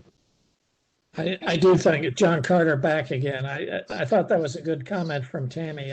I would think those who put it in are going to have to maintain it. So this would be the building's responsibility to maintain that space, unless you can talk the WNOD trail into coming in and annexing that. Certainly Dominion Power, who probably owns this site, is not going to maintain it. So this would be the responsibility of the owner. And you've got grass in your second park, so that's Yeah. going to have to be maintained. So have the guy swivel over there with his mower real fast. It's not a huge space. Thank you. Probably would be good to work with the Northern Virginia Park Authority, because they need to maintain their site as well. Thanks, John. Thanks for putting this park in. I think this is going to be once we get this done along its whole length, this is going to be quite a linear park or greenway along Reston, especially when we get rid of all that parking that the state has. Thank you. And by the way, there's a pipe that stream is already piped. It goes through where those trees are. I don't know whether it's big enough, but I suspect hopefully it won't have to do anything. They'll just be able to leave those trees there. But there is a pipe in there today. The whole thing is piped. I hope you have the right setback from that pipe. Yes, we do. We do. Can I ask one more quick question?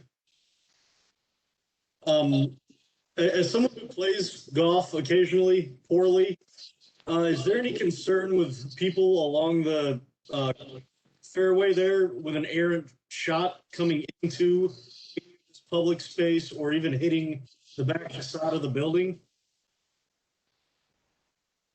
That's a very good question. There is a good setback from the actual fairways of the golf course to the building.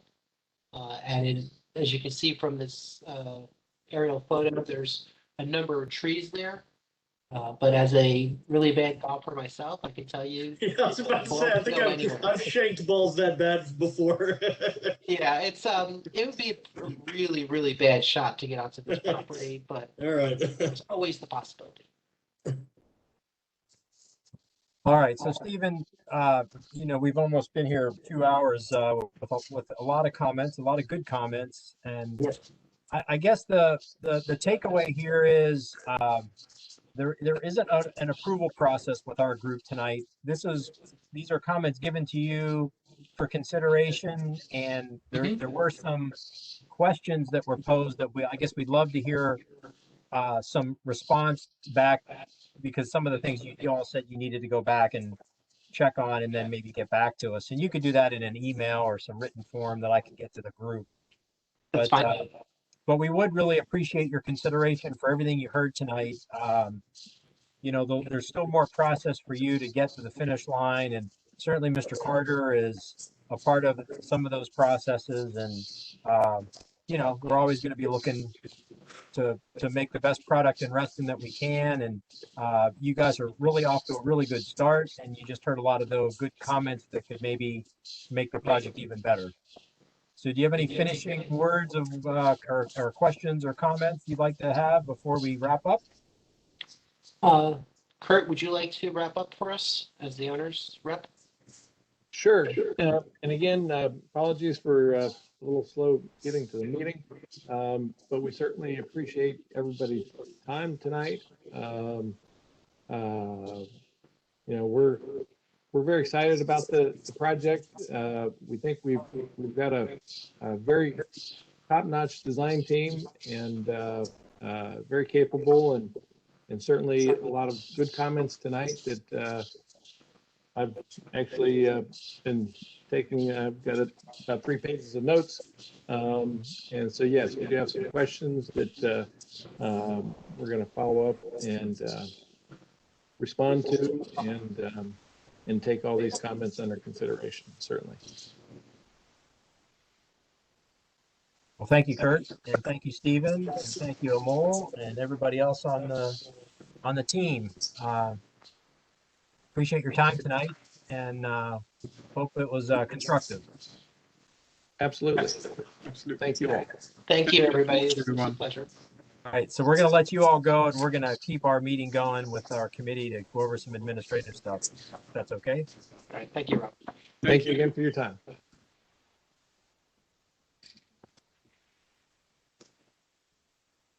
Okay, well, thanks, everybody. I thought that was a good dialogue, and these are those odd plans that I still don't know how to really deal with this myself, where they're committed to come back and just get comments from us, not an approval, not a commitment, I'm not sure what it is. So I think we need to keep working on that with our representatives and our county staff and Mr. Carter and Supervisor Alcorn to strengthen the ability to get to this point, so that a lot of good comments tonight have a little bit more meat to them, I guess. So There's a basic rule that I have. If it goes to the planning commission, it goes to you all for approval or not. So I'm not sure the process is clear on this. I know that's what they think it is, and maybe the staff have said that. I sensed that there was some hesitancy on the staff as well. So we don't know really what's going to happen. But if it comes to the planning commission, the planning commission should hear what you all have to say, and there should be a vote. That's just my rule of thumb, whether that's appropriate or not. yeah, well, what I heard tonight was they're not sure that they don't have an amendment to their FDP, because it sounded like they filed a zoning request for that consideration, but it hasn't been heard yet. So there is a chance. That's right. Yeah. So there is a sense that it would come back through. So we just see it again, that's all. Right. Hey, Rob. Yes. I just want to let you know, Rashali, I can't bring her up as a panelist, but she's on as an attendee. But I'm gonna mute her right now. Oh, can you hear us? Oh. Hello. Hello. Can you hear me? Yes. Oh, okay. All right. Finally. Sorry about Sorry, that. guys. I have been in the meeting all along, but I've just not been able to connect. I was not able to unmute myself. But anyway, I don't really have any comments in addition to what has already been said and asked and answered. So just really appreciated the team coming back to us for review of their design. And I echo what Rob was saying earlier, that we need to have teams come back to us more often, because I think this is what it's all about. It's not just about making comments and and the teams kind of taking our comments, and we don't even know whether they have actually incorporated them in their design. So I think it was really good to see today what they had taken from us, and it also seemed like they were pretty receptive to what we were saying today. So I definitely appreciate that of the team. Thank you, Rashali. Glad you were with us. Sorry we couldn't connect with you. No worries. Okay, so the one administrative item we have is the meeting minutes for the May 17th meeting. We at our last meeting decided to just punt that to our next meeting, which we didn't have a June meeting. So we still have those meeting minutes as being not approved to move forward to stay under the record. So I just wanted to try to address that administrative issue tonight. Yes, Tammy. I have one comment, please. Okay. Okay, Michelle, I guess you're the one to take the notes. It's just a real minor one on page 6. It should be the last sentence about after Chesapeake Bay at the very top of the page. It should read locally, there may be an effort to negate some RPA rules. And I got this from attending a Board of Supervisors Land Use Committee meeting. And the General Assembly has hyped up and strengthened and changed a little bit the Chesapeake Bay ordinance for RPA. And the comment from, believe it or not, the Board of Supervisors was, we're more sophisticated than the rest of the state. And so maybe we won't pay too much attention to this, or we'll change some stuff about how the county does things. So I just wanted to note that. Michelle dropped off, so maybe we have to email it to her. I'm right here. No, she's here. Oh, it said, sorry, gotta go. Okay. That was Bill. Yeah. My mistake. That was Bill. My mistake. Yeah. So anyway, that's just but it's opposite of what the sentence says. Sorry, wanted to clarify that. Locally, there may be some effort to negate some RPA rules because there's nothing definitive yet. And other than that, thanks, Michelle.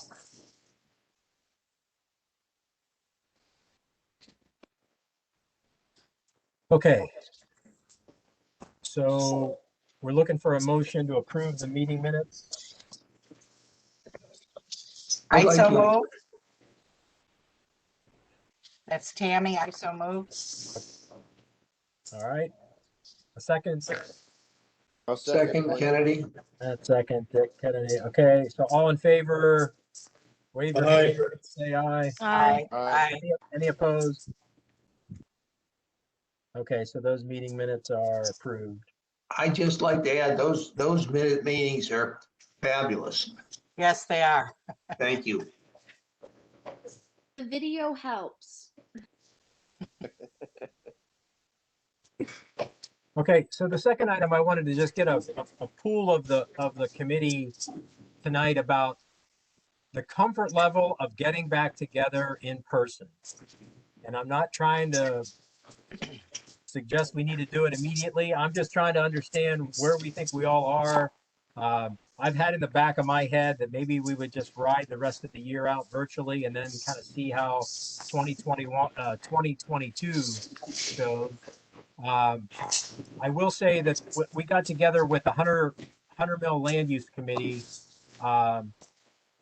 and just to understand what they're doing, and it sounded like they were going to stay virtual for the foreseeable future, and they had no plans to go back. And I just thought I would throw that out there and see what we all thought.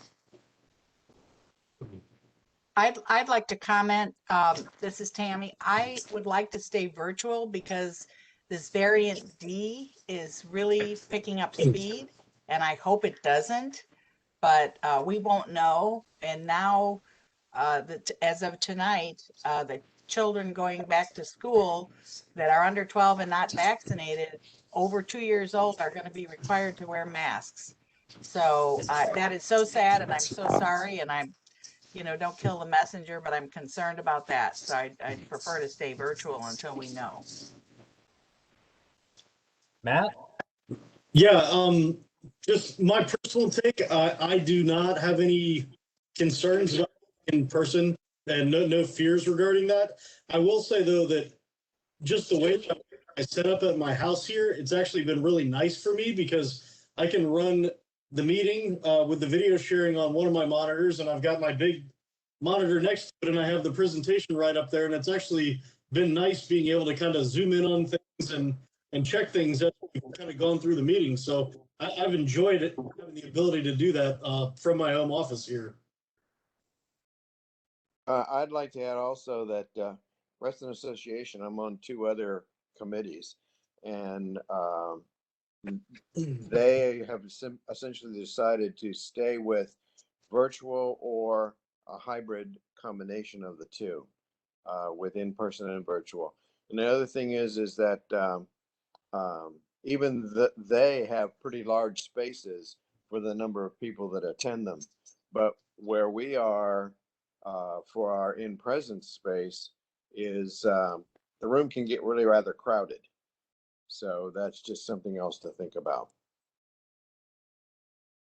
This is Michelle. I'd like to also add that I'd like to stay virtual as a mom with little kids. It's made this easier to do, and so I greatly appreciate that. But also, as a mom with little kids who are not vaccinated, we're having to be extra careful right now.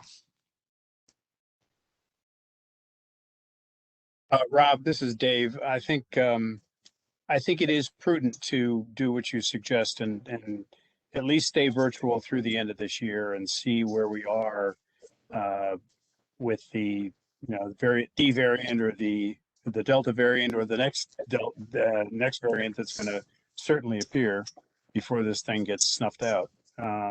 So January might be a good aiming point to redefine what we're going to do. Yeah, it sounds like that's kind of like the general consensus here. There's no reason to rush back into getting together. I find this very convenient. I do. It's not as personal. It's not sometimes as easy. But the other thing I'm noticing is I think we probably need to migrate to more of like getting some of our comments down on paper to be able to give the applicant. I think we're all finding it hard to spend just a few minutes when these plans are getting so complicated sometimes. I think we all have a lot more, content to provide, but and maybe it's we start, trying to do this a little bit more in pre-written form and then we collectively will give that to the applicants, after the meeting or whatever. Or, I think Rebecca has commented before as a suggestion, should we be actually reviewing the plans ahead of time like we're supposed to, and then feeding those comments to the applicant ahead of time so that then they can be a little bit more responsive to our questions while they present. And I thought that was a great idea as well. So I think a little bit of a combination of things like that might really help us, I don't know, get our points across, and because we have a lot of good collective ideas, and it's just hard to capture all that unless we spend 5 hours on each application. So, little editorial comment. Okay, so let's just decide we'll stay virtual through the year, and then we'll talk again and see how things go. Yes, Tammy. And that will give Jose a chance to ask Walter to get the room audio fixed. Walter is aware that the audio in his meeting room is terrible, and it needs some sort of, I don't know, acoustical assistance so that you can actually hear in there. So Thank you, Tammy. Yeah, we've IT staff has come into the auditorium because a lot of folks have kind of wanted an option of some type of hybrid. I don't know what that is, but well, I felt so sorry for you, Jose. You came on the 1st of 2020, and we weren't there 5 seconds before it was COVID. We were gone. But the audio acoustics in that room have been dreadful since so it was sad. But anyway, Walter's aware of it. Unless he's forgotten, which I wouldn't blame if he had. He's got other things on his mind. He hasn't But- forgotten. Okay. I think He's the he answer keeps is everything. megaphone. Good. Jose. Good. Thank you. Are there any Okay. plans also to add video capabilities in that room?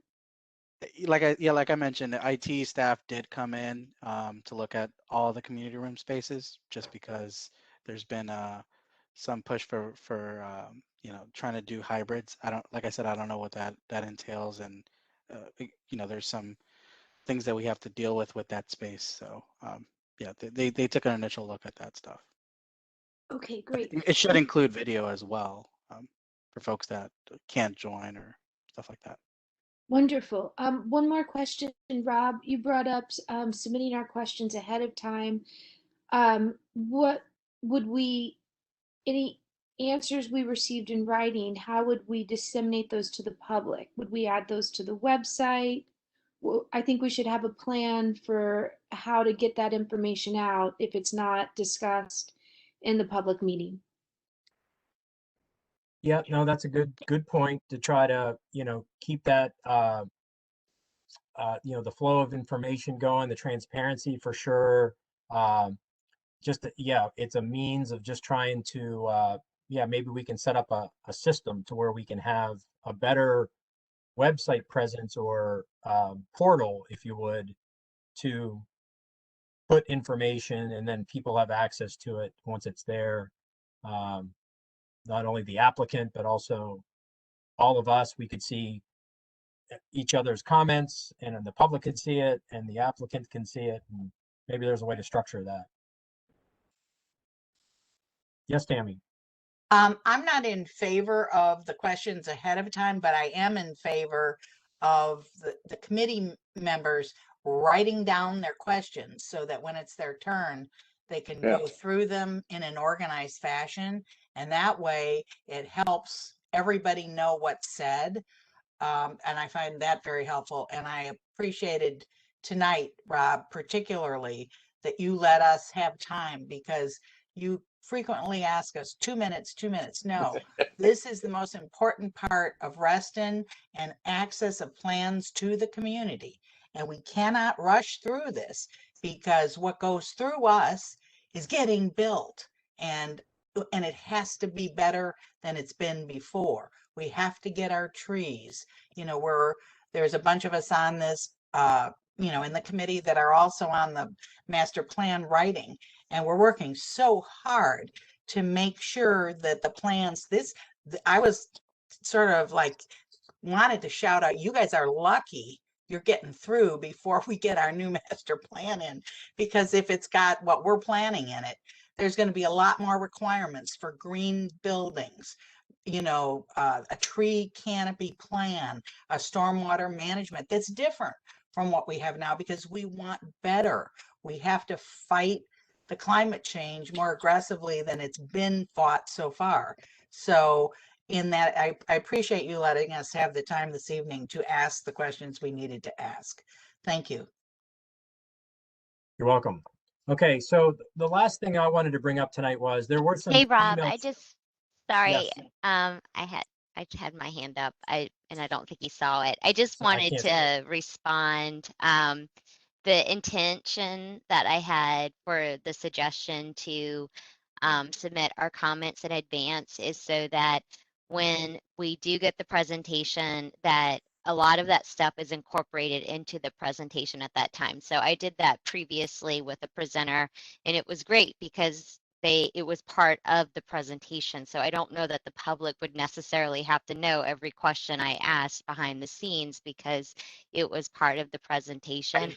But what a lot of times I find is that this is such a thorough committee, by the time it gets to my turn to speak, like a lot of the things have already been covered. So, and I don't want to regurgitate the same thing over and over again. If it's part of the presentation in the first place, it just saves everyone time and it helps them better plan their presentation to us.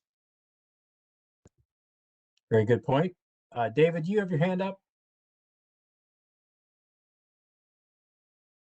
No, I do not. Sorry. Okay, that's okay. Michelle, do you still have a hand up?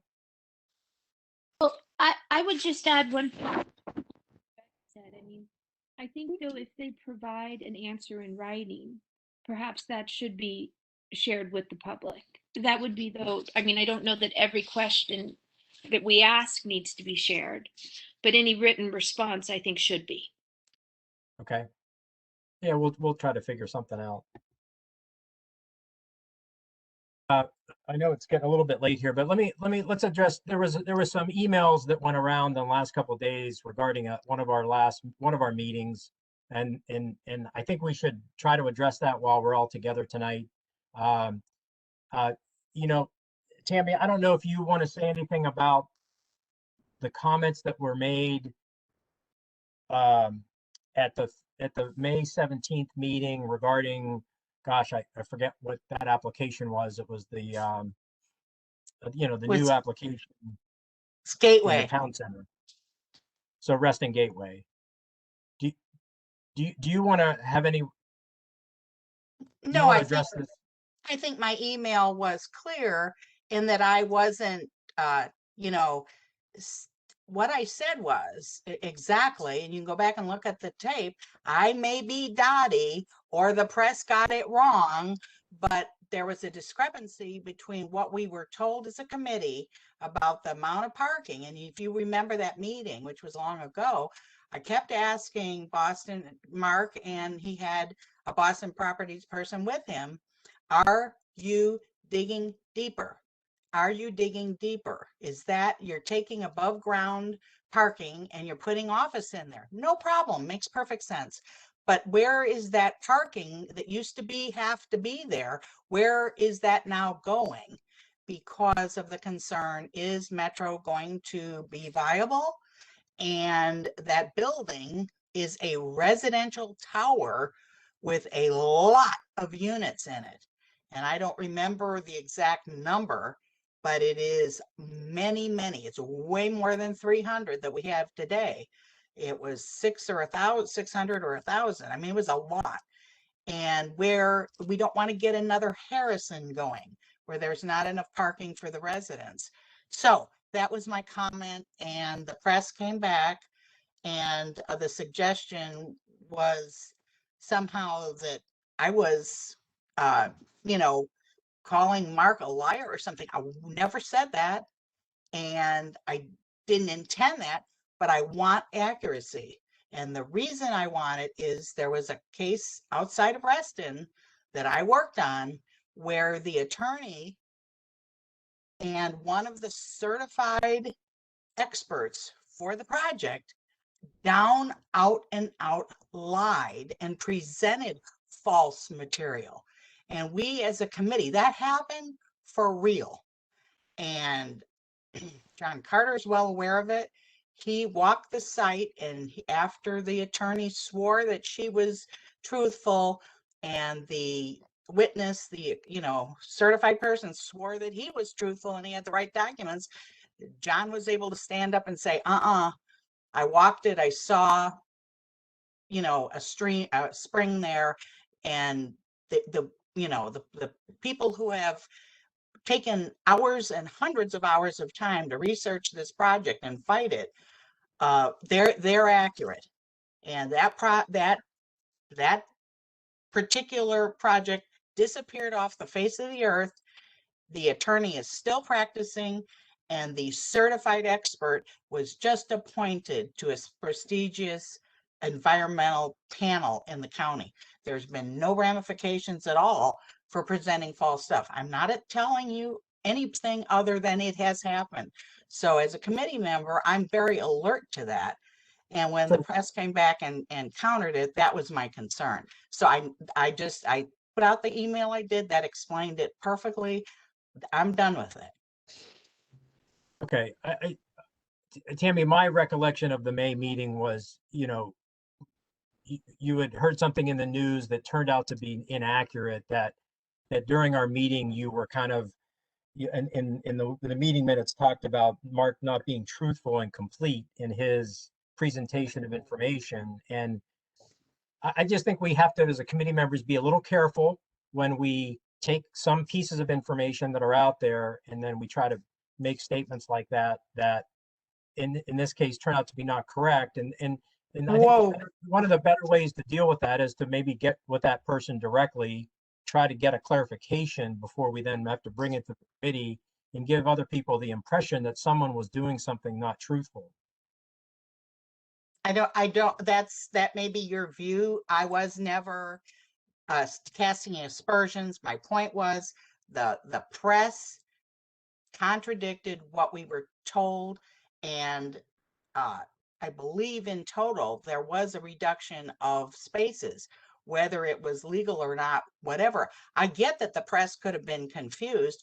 You saw, and I shared Mark's explanation, and it is a head scratcher. You have to have very sophisticated analytic tools to figure out how he did that. And he even said that he had trouble with the math. So I don't believe I did anything wrong. And I want Reston, I want that project to succeed. It's extremely important. Okay. I think, you know, since I was involved in this, the thing that caught me up was, and it's recorded in our minutes. We expect that the information that is presented to us will be truthful and complete. The implication from that statement is that what we presented was not truthful and complete, which was what I was trying to make sure we were careful of, and which is what Rob is saying. And what was the next thing in that? You're cutting off, and the next thing was, we will ask for clarification, which we did. So, you know, Which I did.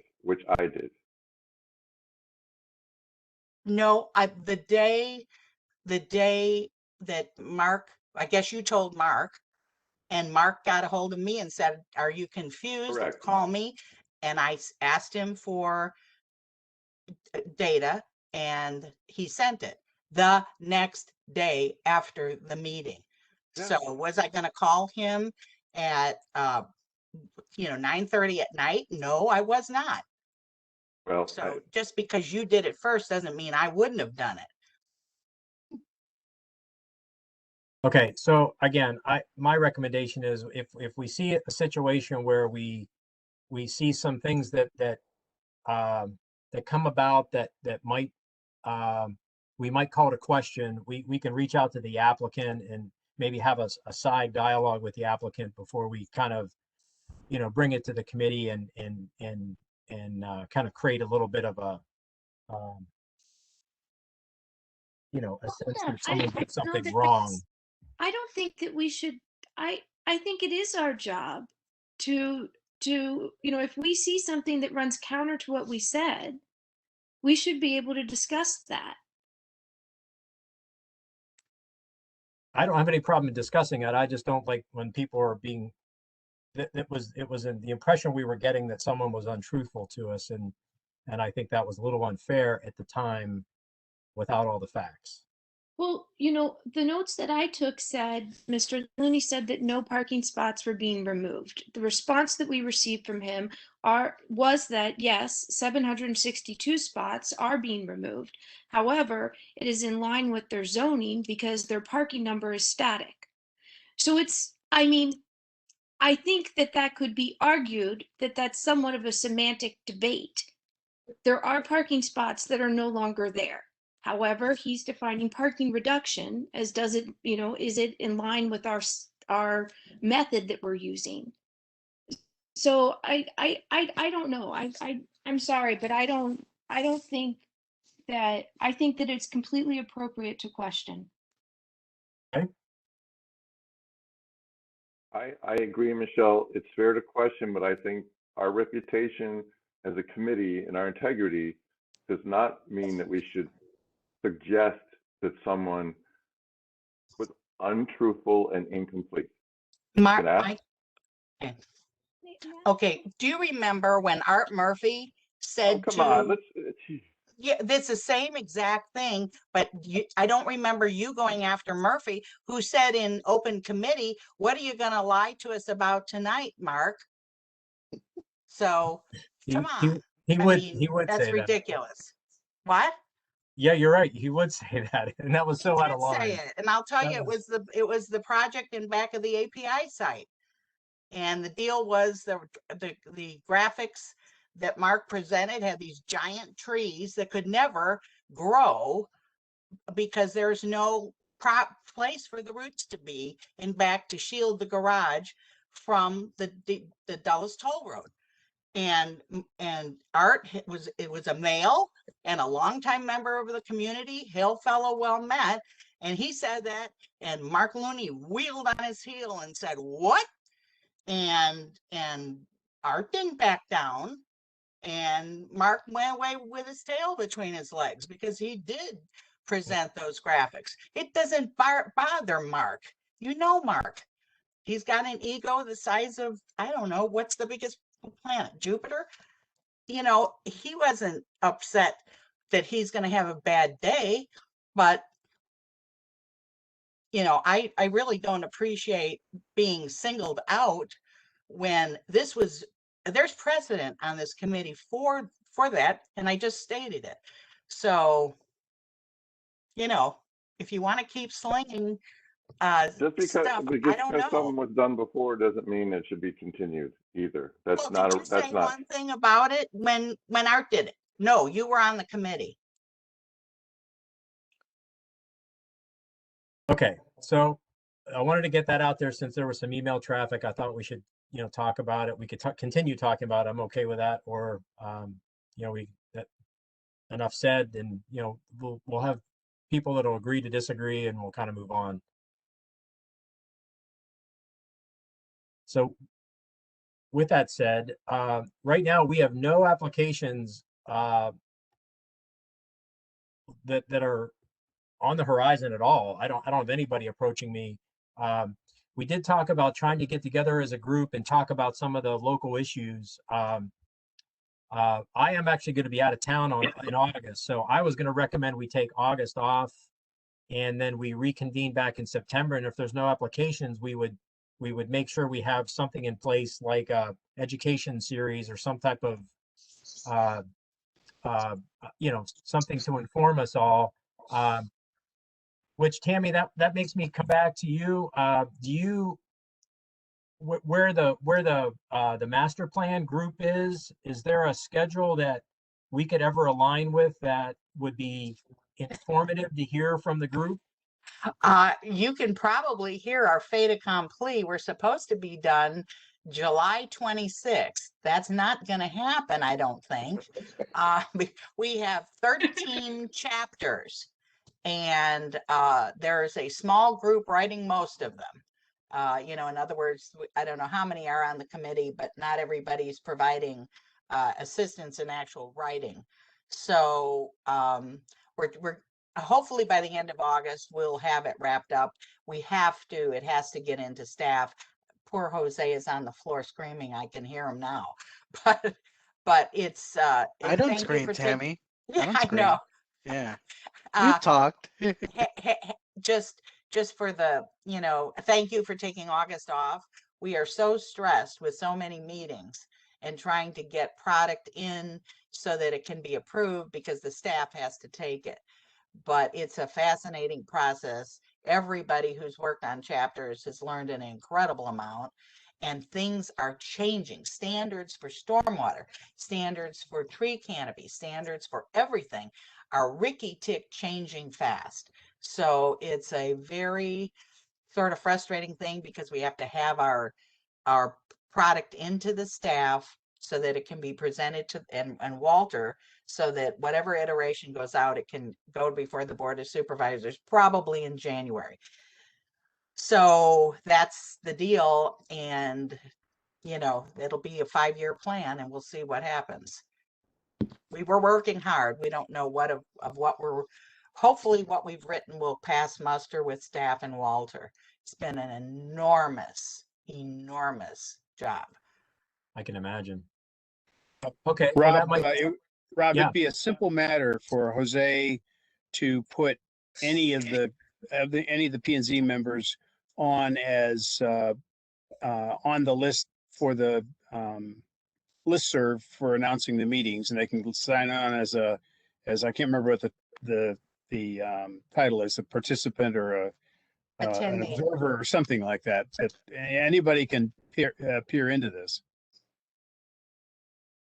Oh, Yeah. it's totally public at all times. I mean, there's, 30 or 40 or 50 participants, and then there's probably 20 or sometimes 9, never less than probably 9 attendees. So there's a lot of public interest in this. A lot of staff. David can tell you. Okay, well, some of you have given suggestions as to some of the topics we could talk about, and so continue sending those in if you can. I'm trying to create a little list, and then we'll try to have some some scenarios that we can all learn from, and maybe get some guest speakers or something like that, and some other people brought in, and so yeah. So if we're okay, we'll take August off, and we'll reconvene in September and kind of go from there. Thanks. All right. Thank you. So that's all I got for tonight. If everybody's okay, we'll just end it there and enjoy the rest of your summer. All right. Thanks, Have a good Rob. night. You too. Thank Bye-bye. you. Thank you Thanks, very everybody. much, Rob. See ya.